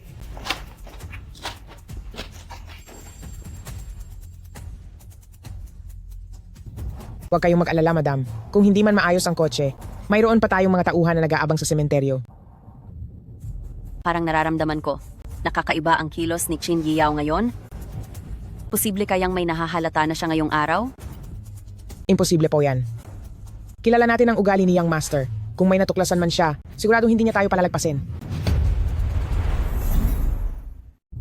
May napansin kaya siya ngayong araw? Imposible po.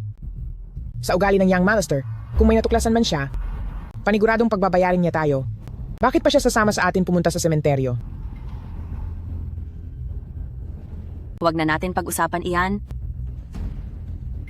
Ayusin mo na ang mga tauhan ko. Kailangang sa sementeryo ngayong araw ay matapos na siya.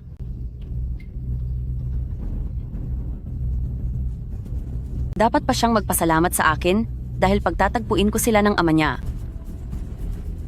Opo. Qin Yiyao, ito na ang huling araw mo?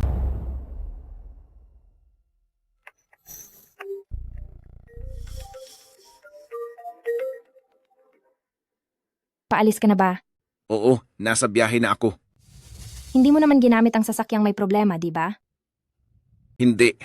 Matalino si Sekretaryo Chen. Sabi niya, ayaw mag-start ng kotse, kaya nagpalit kami ng sasakyan. Kumusta naman dyan sa pwesto mo? Sa paligid dito ay mayroon ngang maraming nagbabantay. Pero huwag kang mag-alala. Handa na rin ang mga tao natin. Sige, naintindihan ko. Mag-ingat ka. Hintayin mo ako. Malapit na ako. Nakikita ko na ang sasakyan mo. Ibababa ko na ang tawag. Ingatan mo ang sarili mo. Ikaw din.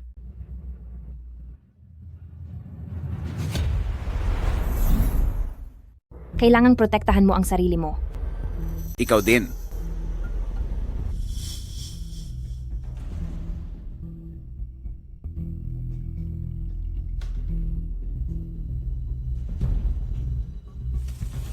Young Master, kailangan bumaba na tayo ng kotse.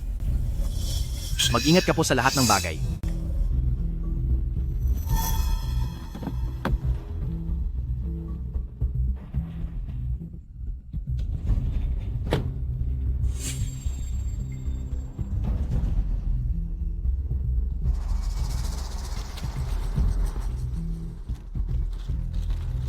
Maghintay kayo rito sa ibaba.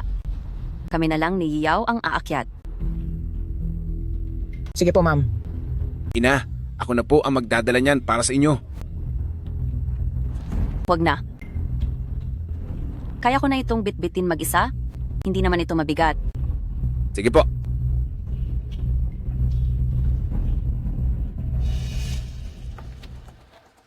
Ina, natatandaan mo pa ba kung ilang taon ka na sa pamilyang Qin? Parang hindi ko na kasi matandaan. 13 taon, 7 buwan, at 8 araw. Ang linaw po ng alaala nyo. Siyempre naman. Sa 2 taon ng pagpapakasal ko sa pamilyang Chin, wala na ang ama mo. Maagang nawala si Papa.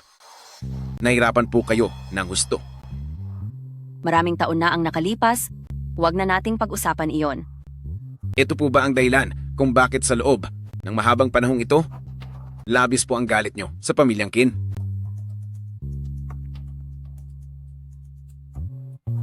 Yaw, bakit mo iyan itinatanong?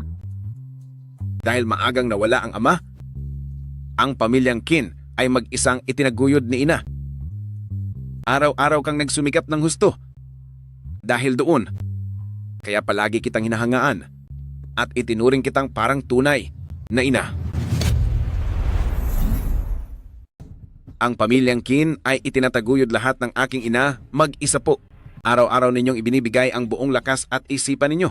Dahil po dito, kaya palagi kitang hinahangaan at itinuring kitang tunay na ina. Tama ka po. Itinuring din kita bilang tunay kong anak. Kaya naman, lahat ng bagay po ay ginagawa ko para sa ikabubuti mo. Talaga po?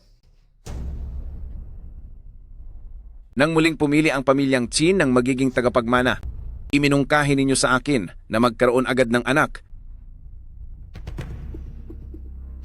upang maging madali ang pagkuha sa negosyo ng pamilya. Akala ko po ay sinusuportahan ninyo ako dahil noong nakuha ko ang karapatan sa pagmamana, wala naman po itong magiging problema para sa inyo at maaari pa kayong mamuhay ng matiwasay habang buhay. Kaya hindi ko pa maintindihan bakit kailangan ninyo akong parusahan.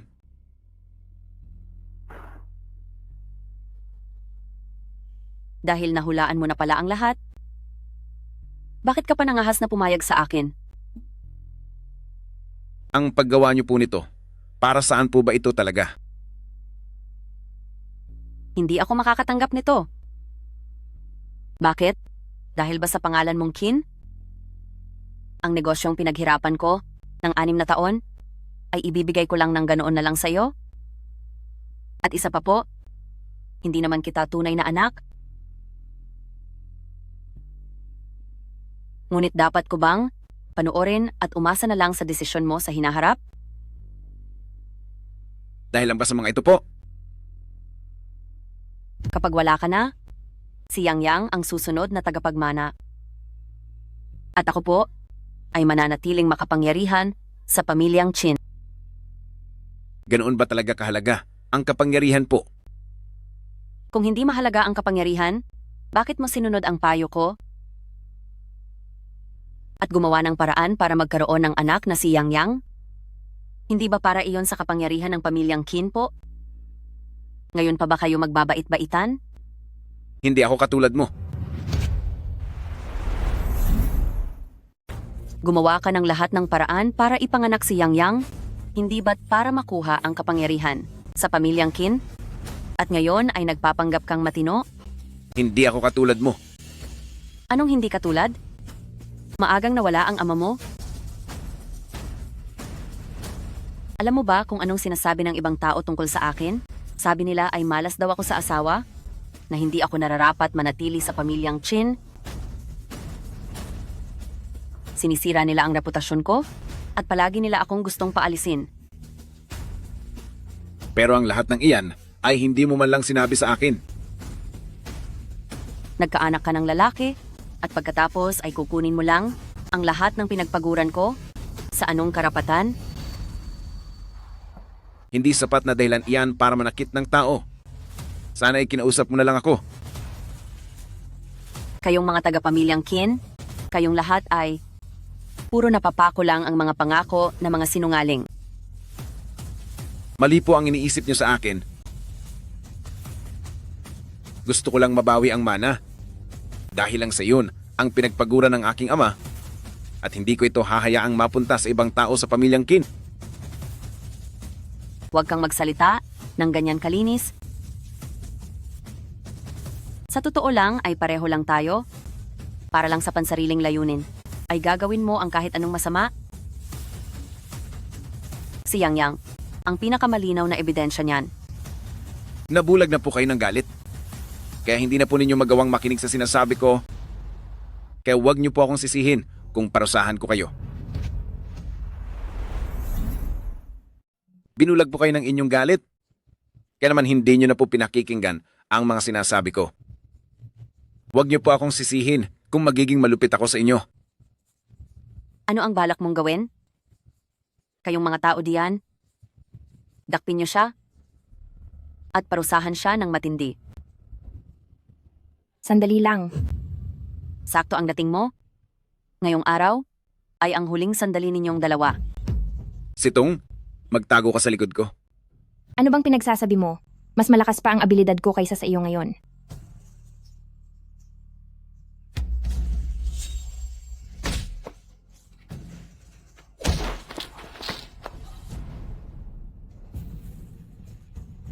Ang tamis naman ng pagmamahalan ninyong mag-asawa. Salamat sa papuri mo. Kaya pala, noon nyo pa ito pinaghandaan. Nakakatawa ka. Hindi kami mga hangal. Bakit naman kami maghihintay na tapusin mo lang? Kung hindi kayo kikilos, ay baka kung ano pa ang mangyari sa inyo. Tama ka diyan. Pero tingnan natin kung kaya mo ba talaga kaming tapatan. Isipin nyo muna, kung makakaalis pa ba kayo nang ligtas dito? Tumayo kayo.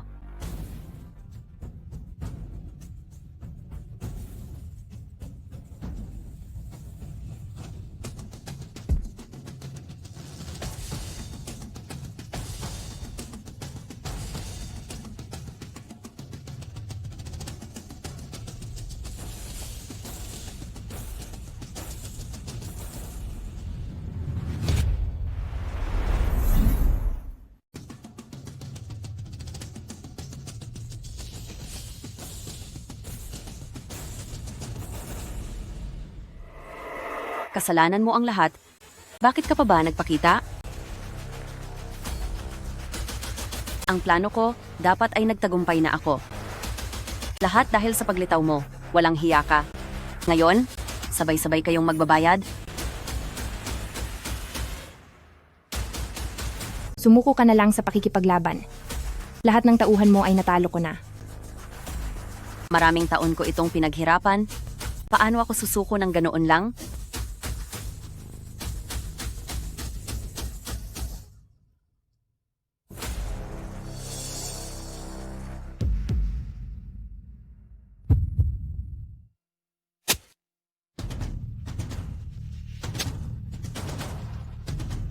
Sitong. Sitong. Sitong. Pagbabayarin ko kayong lahat? Sekretaryo Chen, pumunta tayo sa ospital. Opo, sir. Sitong. Sitong. Sekretaryo Chen, bilisan mo ang pagmamaneho. Opo, sir. Mama, anong nangyayari sa inyo? Sitong, makinig ka sa akin. Huwag kang matutulog. Magiging maayos din ang lahat. Mama, Yiyaw, mayroon akong isang bagay na gustong aminin sa iyo. Mama, Yiyaw, mayroon akong isang bagay na gustong aminin sa iyo. Ayaw ko munang makinig ngayon. Sabihin mo na lang sa akin kapag gising ka na. Sa totoo lang, nilapitan kita para lang makabawi sa utang na loob ko. Salamat dahil 6 na taon na ang nakakalipas ng iligtas mo ang aking ina. At isa pa, anak mo si Yueyu. Alam ko. Alam ko ang lahat. Huwag ka nang magsalita pa. Kung hindi ko nakayanin, kailangang alagaan mong mabuti ang dalawa nating anak. Mama, okay ka lang ba po? Huwag kang magsalita ng kung ano-anong masama. Magtiwala ka sa akin. Magiging maayos din ang lahat sa'yo. Saka ang Fang Group, pagkatapos ng lahat ng hirap ko para mabawi iyon,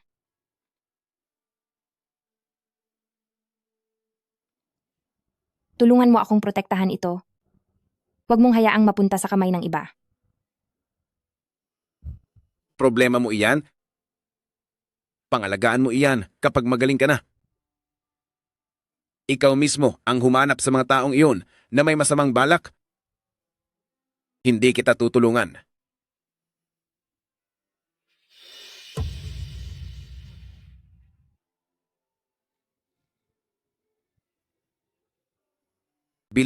Bilisan mo ang pagmamaneho. Sitong. Doktor. Anong nangyari dito? Bilis, iligtas niyo siya.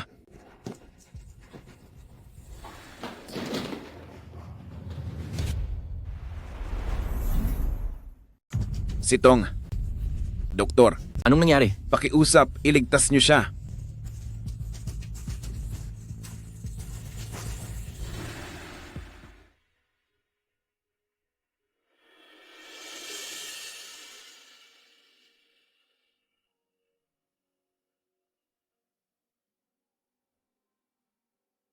Halika rito. Papa! Magiging maayos ang kalagayan ni Mama, kasi hindi ba? Dapat tayong magtiwala sa doktor. Tiyak na magagawa ng doktor na pagalingin si Mama.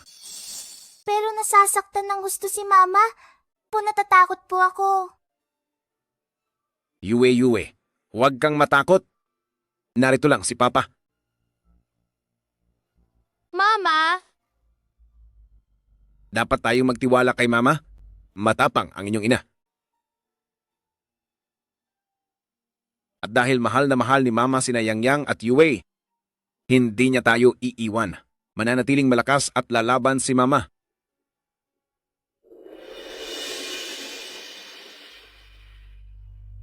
Mama, hihintayan po kayo ni Yue lumabas. Sitong, maghihintay kami ng mga bata para sa'yo. Napakarami ko pang bagay na hindi ko pa nasasabi sa'yo. Young Master, sa bandang sementeryo po ay nalinis na ang lahat. Anong gagawin natin kay Gingeng? Jiao? Ipadala siya sa mental hospital sa ilalim ng Kin Group. At maghanap ka ng magbabantay sa kaniya ng maigi. Anong gagawin natin kay Gineng? Jiao? Dalhin mo siya sa mental hospital ng Kin Group maghanap ka ng taong magbabantay sa kanya. Bakit po? Hindi nyo na lang siya ipakulong. Para parusahan? Ang pinakamatinding parusa sa isang tao ay hindi ang tapusin siya agad, kundi ang ipakita sa kanya mismo na lahat ng mga bagay na mahalaga sa kanya ay unti-unting mawawala. Naintindihan ko po. Gagawin ko na po ang iniutos nyo.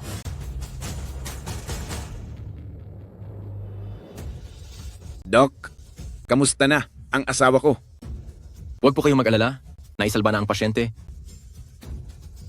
Hindi naman malalim ang sugat mula sa patalim at hindi nito tinamaan ang masiselang parte. Ibig bang sabihin ay magigising na siya agad? Oo nga po. Doktor? Kailan po ba magigising ang mama namin? Miss ko na si Mama. Ligtas na siya sa panganib sa ngayon, pero kailangan muna siyang obserbahan sa ICU. Kapag okay na ang lahat, saka pa lang siya malilipat sa normal na ward. Salamat po. Gusto mo bang gamutin din ang kamay mo? Ayos lang. Hindi ko naman ito. Ito ay galing kay Sitong.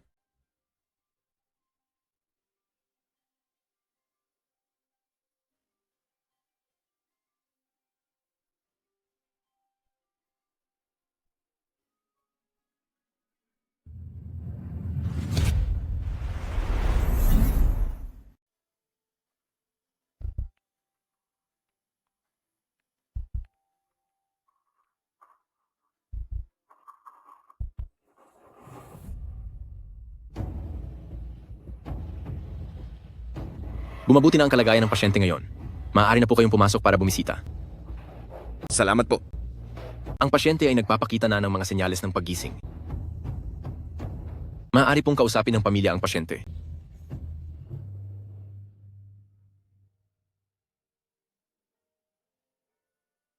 Sinabi na ng tito, doktor, na maya-maya ay pwede na tayong pumasok para kausapin ang mami nyo.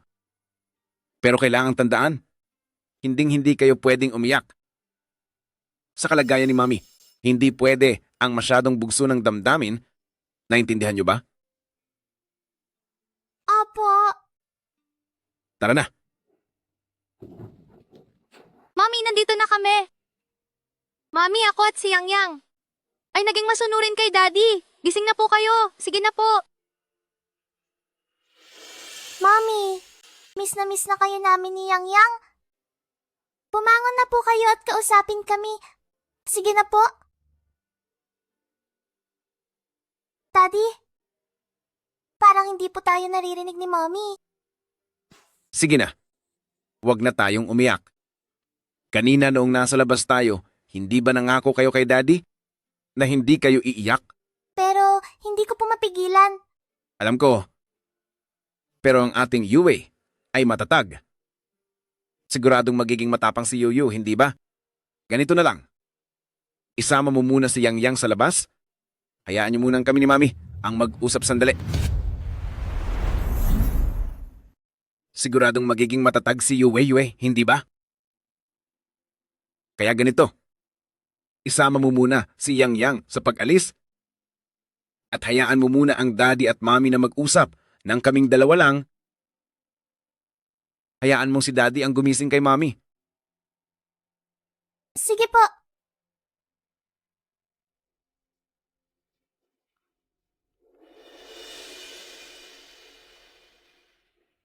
Sa totoo lang, mayroon ka pa bang ibang gustong sabihin sa akin habang nasa sasakyan tayo? Oslang, kung wala ka namang sasabihin, marami naman akong mga salita na gustong sabihin sa iyo. Una sa lahat, gusto kong humingi ng tawad sa iyo. Noong una ay ginawa ko lang iyon para makuha ang karapatan sa pamana at nagkaanak tayo. Palagi kitang hinahanap. Ngunit hindi kita matagpuan. Nang unang beses kang lumitaw sa harap ko, hindi pa rin kita nakilala.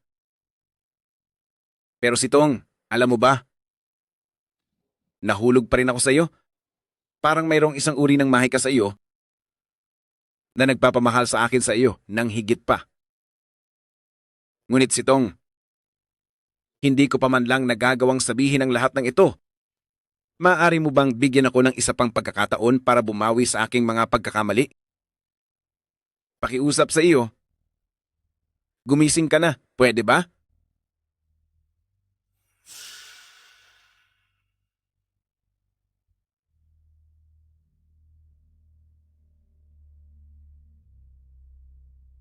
Qin Yao, paano mo balak bumawi sa akin?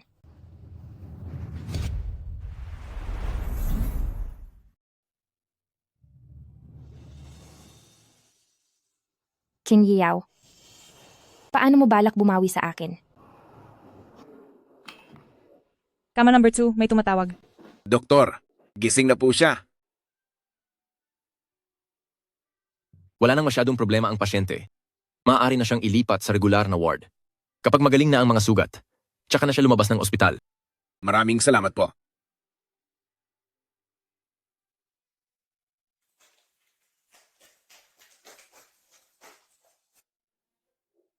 Hindi maaari. Kakagising lang ni Mama. Mahina pa ang katawan niya. Ayos lang, isang mahigpit na yakap lang. Anak, anong problema? Akala ko po, hindi ko na muling makikita si Mama. Mama, tinakot mo po ako ng husto. Pasensya na kayo. Kasalanan ni Mama. Pangako ni Mama, hindi na ito mauulit muli. Yue, Yang, huwag niyo munang iistorbohin ang pahinga ni Mama. Natakot ang mga bata. Hayaan muna natin silang manatili rito sandali. Halika rito. Yakap kay Mama.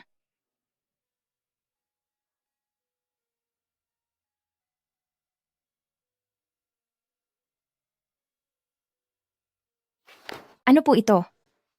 Masustansyang pagkain na niluto ng kusinero natin sa bahay. Lugaw na naman? Nagtanong na ako sa doktor. Sa ngayon, mga malalambot na pagkain lang ang pwede mong kainin.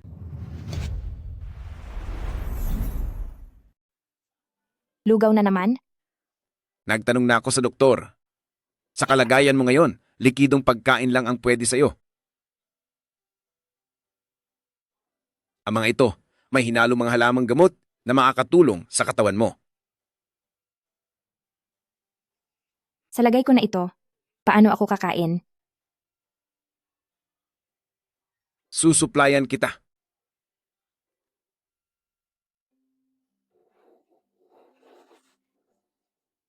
Anong tinatawa-tawa mo? Siguro ay, unang beses mong mag-alaga ng tao, no? Sinong nagsabi? Ano kasi?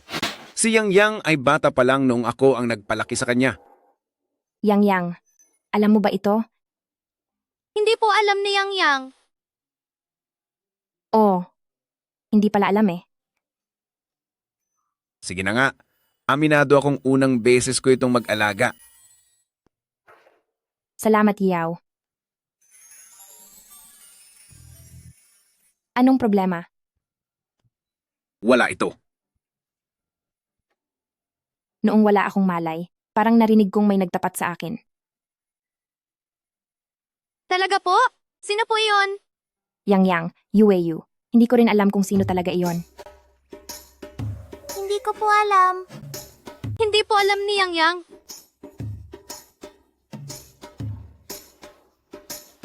Kaya ko nang kumain mag-isa. Ano kasi, hahanapin ko lang ang doktor para itanong kung kailan ka pwedeng lumabas ng ospital. Papa, sasama po ako.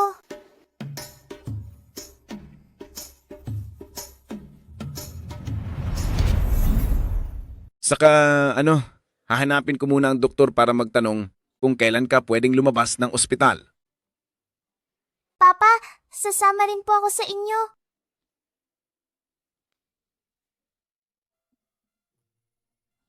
Yue, bakit hindi mo samahan ng mama mo? Papa, bakit hindi niyo po inamin kanina? Yue, ang pagmamahal sa isang tao ay masyadong komplikado at ang mama mo ay bumalik lang para gumanti ng utang na loob, siguradong gagawa siya ng paraan para maibigay ang lahat ng gusto ko. Kaya hindi ko dapat ipilit sa kanya ang nararamdaman ko. Paano kung hindi naman pala ako mahal ni mama? Pero hindi niyo pa naman po tinatanong si Mama.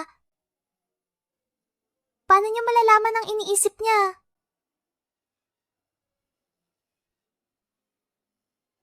Ganoon ba? Yue, Opo? baka gusto mong subukan si mama para kay papa? Walang problema po. Ipauubayan niyo po sa akin yan. Sige, pumunta ka na.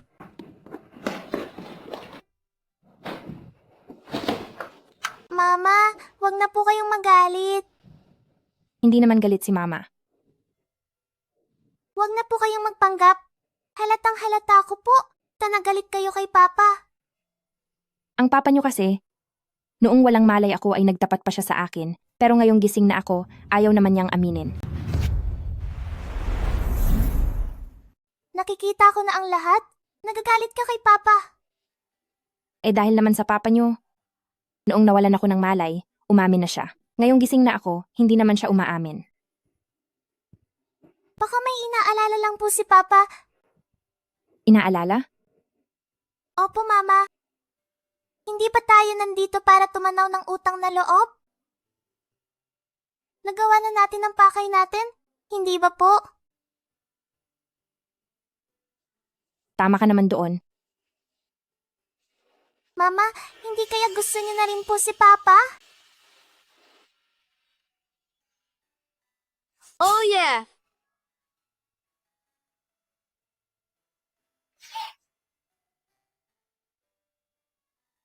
Mama, sa totoo lang minsan, pwedeng maging malakas ang loob ng mga babae.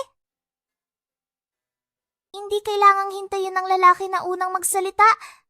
Kung hindi ay mawawala lang ang kaligayahan mo. Ikaw talagang bata ka, ano bang binabalak mo? Sabihin mo na kay mama. Mama, hayaan din nating mag-alala si Papa kahit minsan.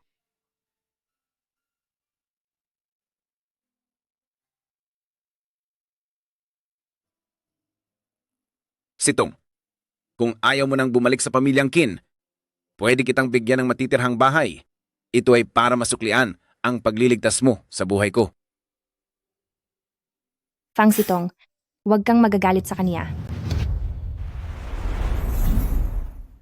Kung ayaw mong bumalik sa pamilyang Kin, pwede kitang bigyan ng matitirhang bahay bilang ganti na rin po sa pagligtas mo sa buhay ko. Fang Sitong, huwag kang magagalit sa kanya. Bata pa sina Yang Yang at Yueo para sa kalusugan nila. Mas mabuti kung titira na lang muna ako kasama nila. Sige.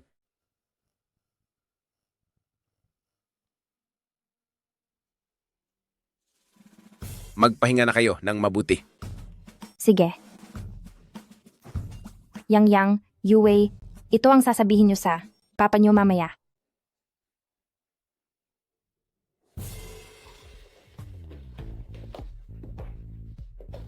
Papa! Bakit? Parang nag-iimpake po si Mama ng mga gamit. Aalis na ba siya? Ano? Papa, pwede po ba na huwag mong paalisin si Mama?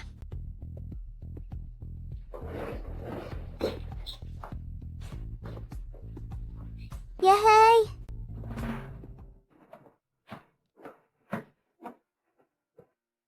Saan ka pupunta? Siyempre, aalis na. Ikaw. Pwede bang huwag ka munang umalis?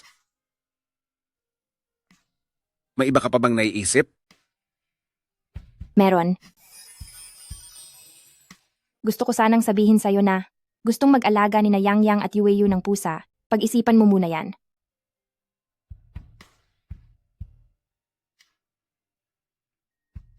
Sitong. Huwag kang umalis. Bakit hindi ako aalis? Ano pa bang gagawin ko rito? Kailangan ka pa ni na Yang Yang at Yueyu. Malaki na sina Yang Yang at Yueyu. Maiintindihan din nila tayo. Hindi ako aalis. Para saan pa kung mananatili ako? Kailangan ka pa ni na Yang Yang at Yue. Malaki na si Yang Yang Yue at maiintindihan niya tayo. Isa pa, ang ating kasal ay isang aksidente lamang. Oras na para tapusin na ito. Hindi dahil kina Yang Yang Yue, kundi ako. Kailangan kita. Matagal na akong hindi makaalis sa tabi mo. Pwede bang huwag ka nang umalis? Bakit kapag sinabi mong manatili ako, dapat na ba akong manatili? Dahil mahal kita. Ikaw? Mahal mo rin ba ako?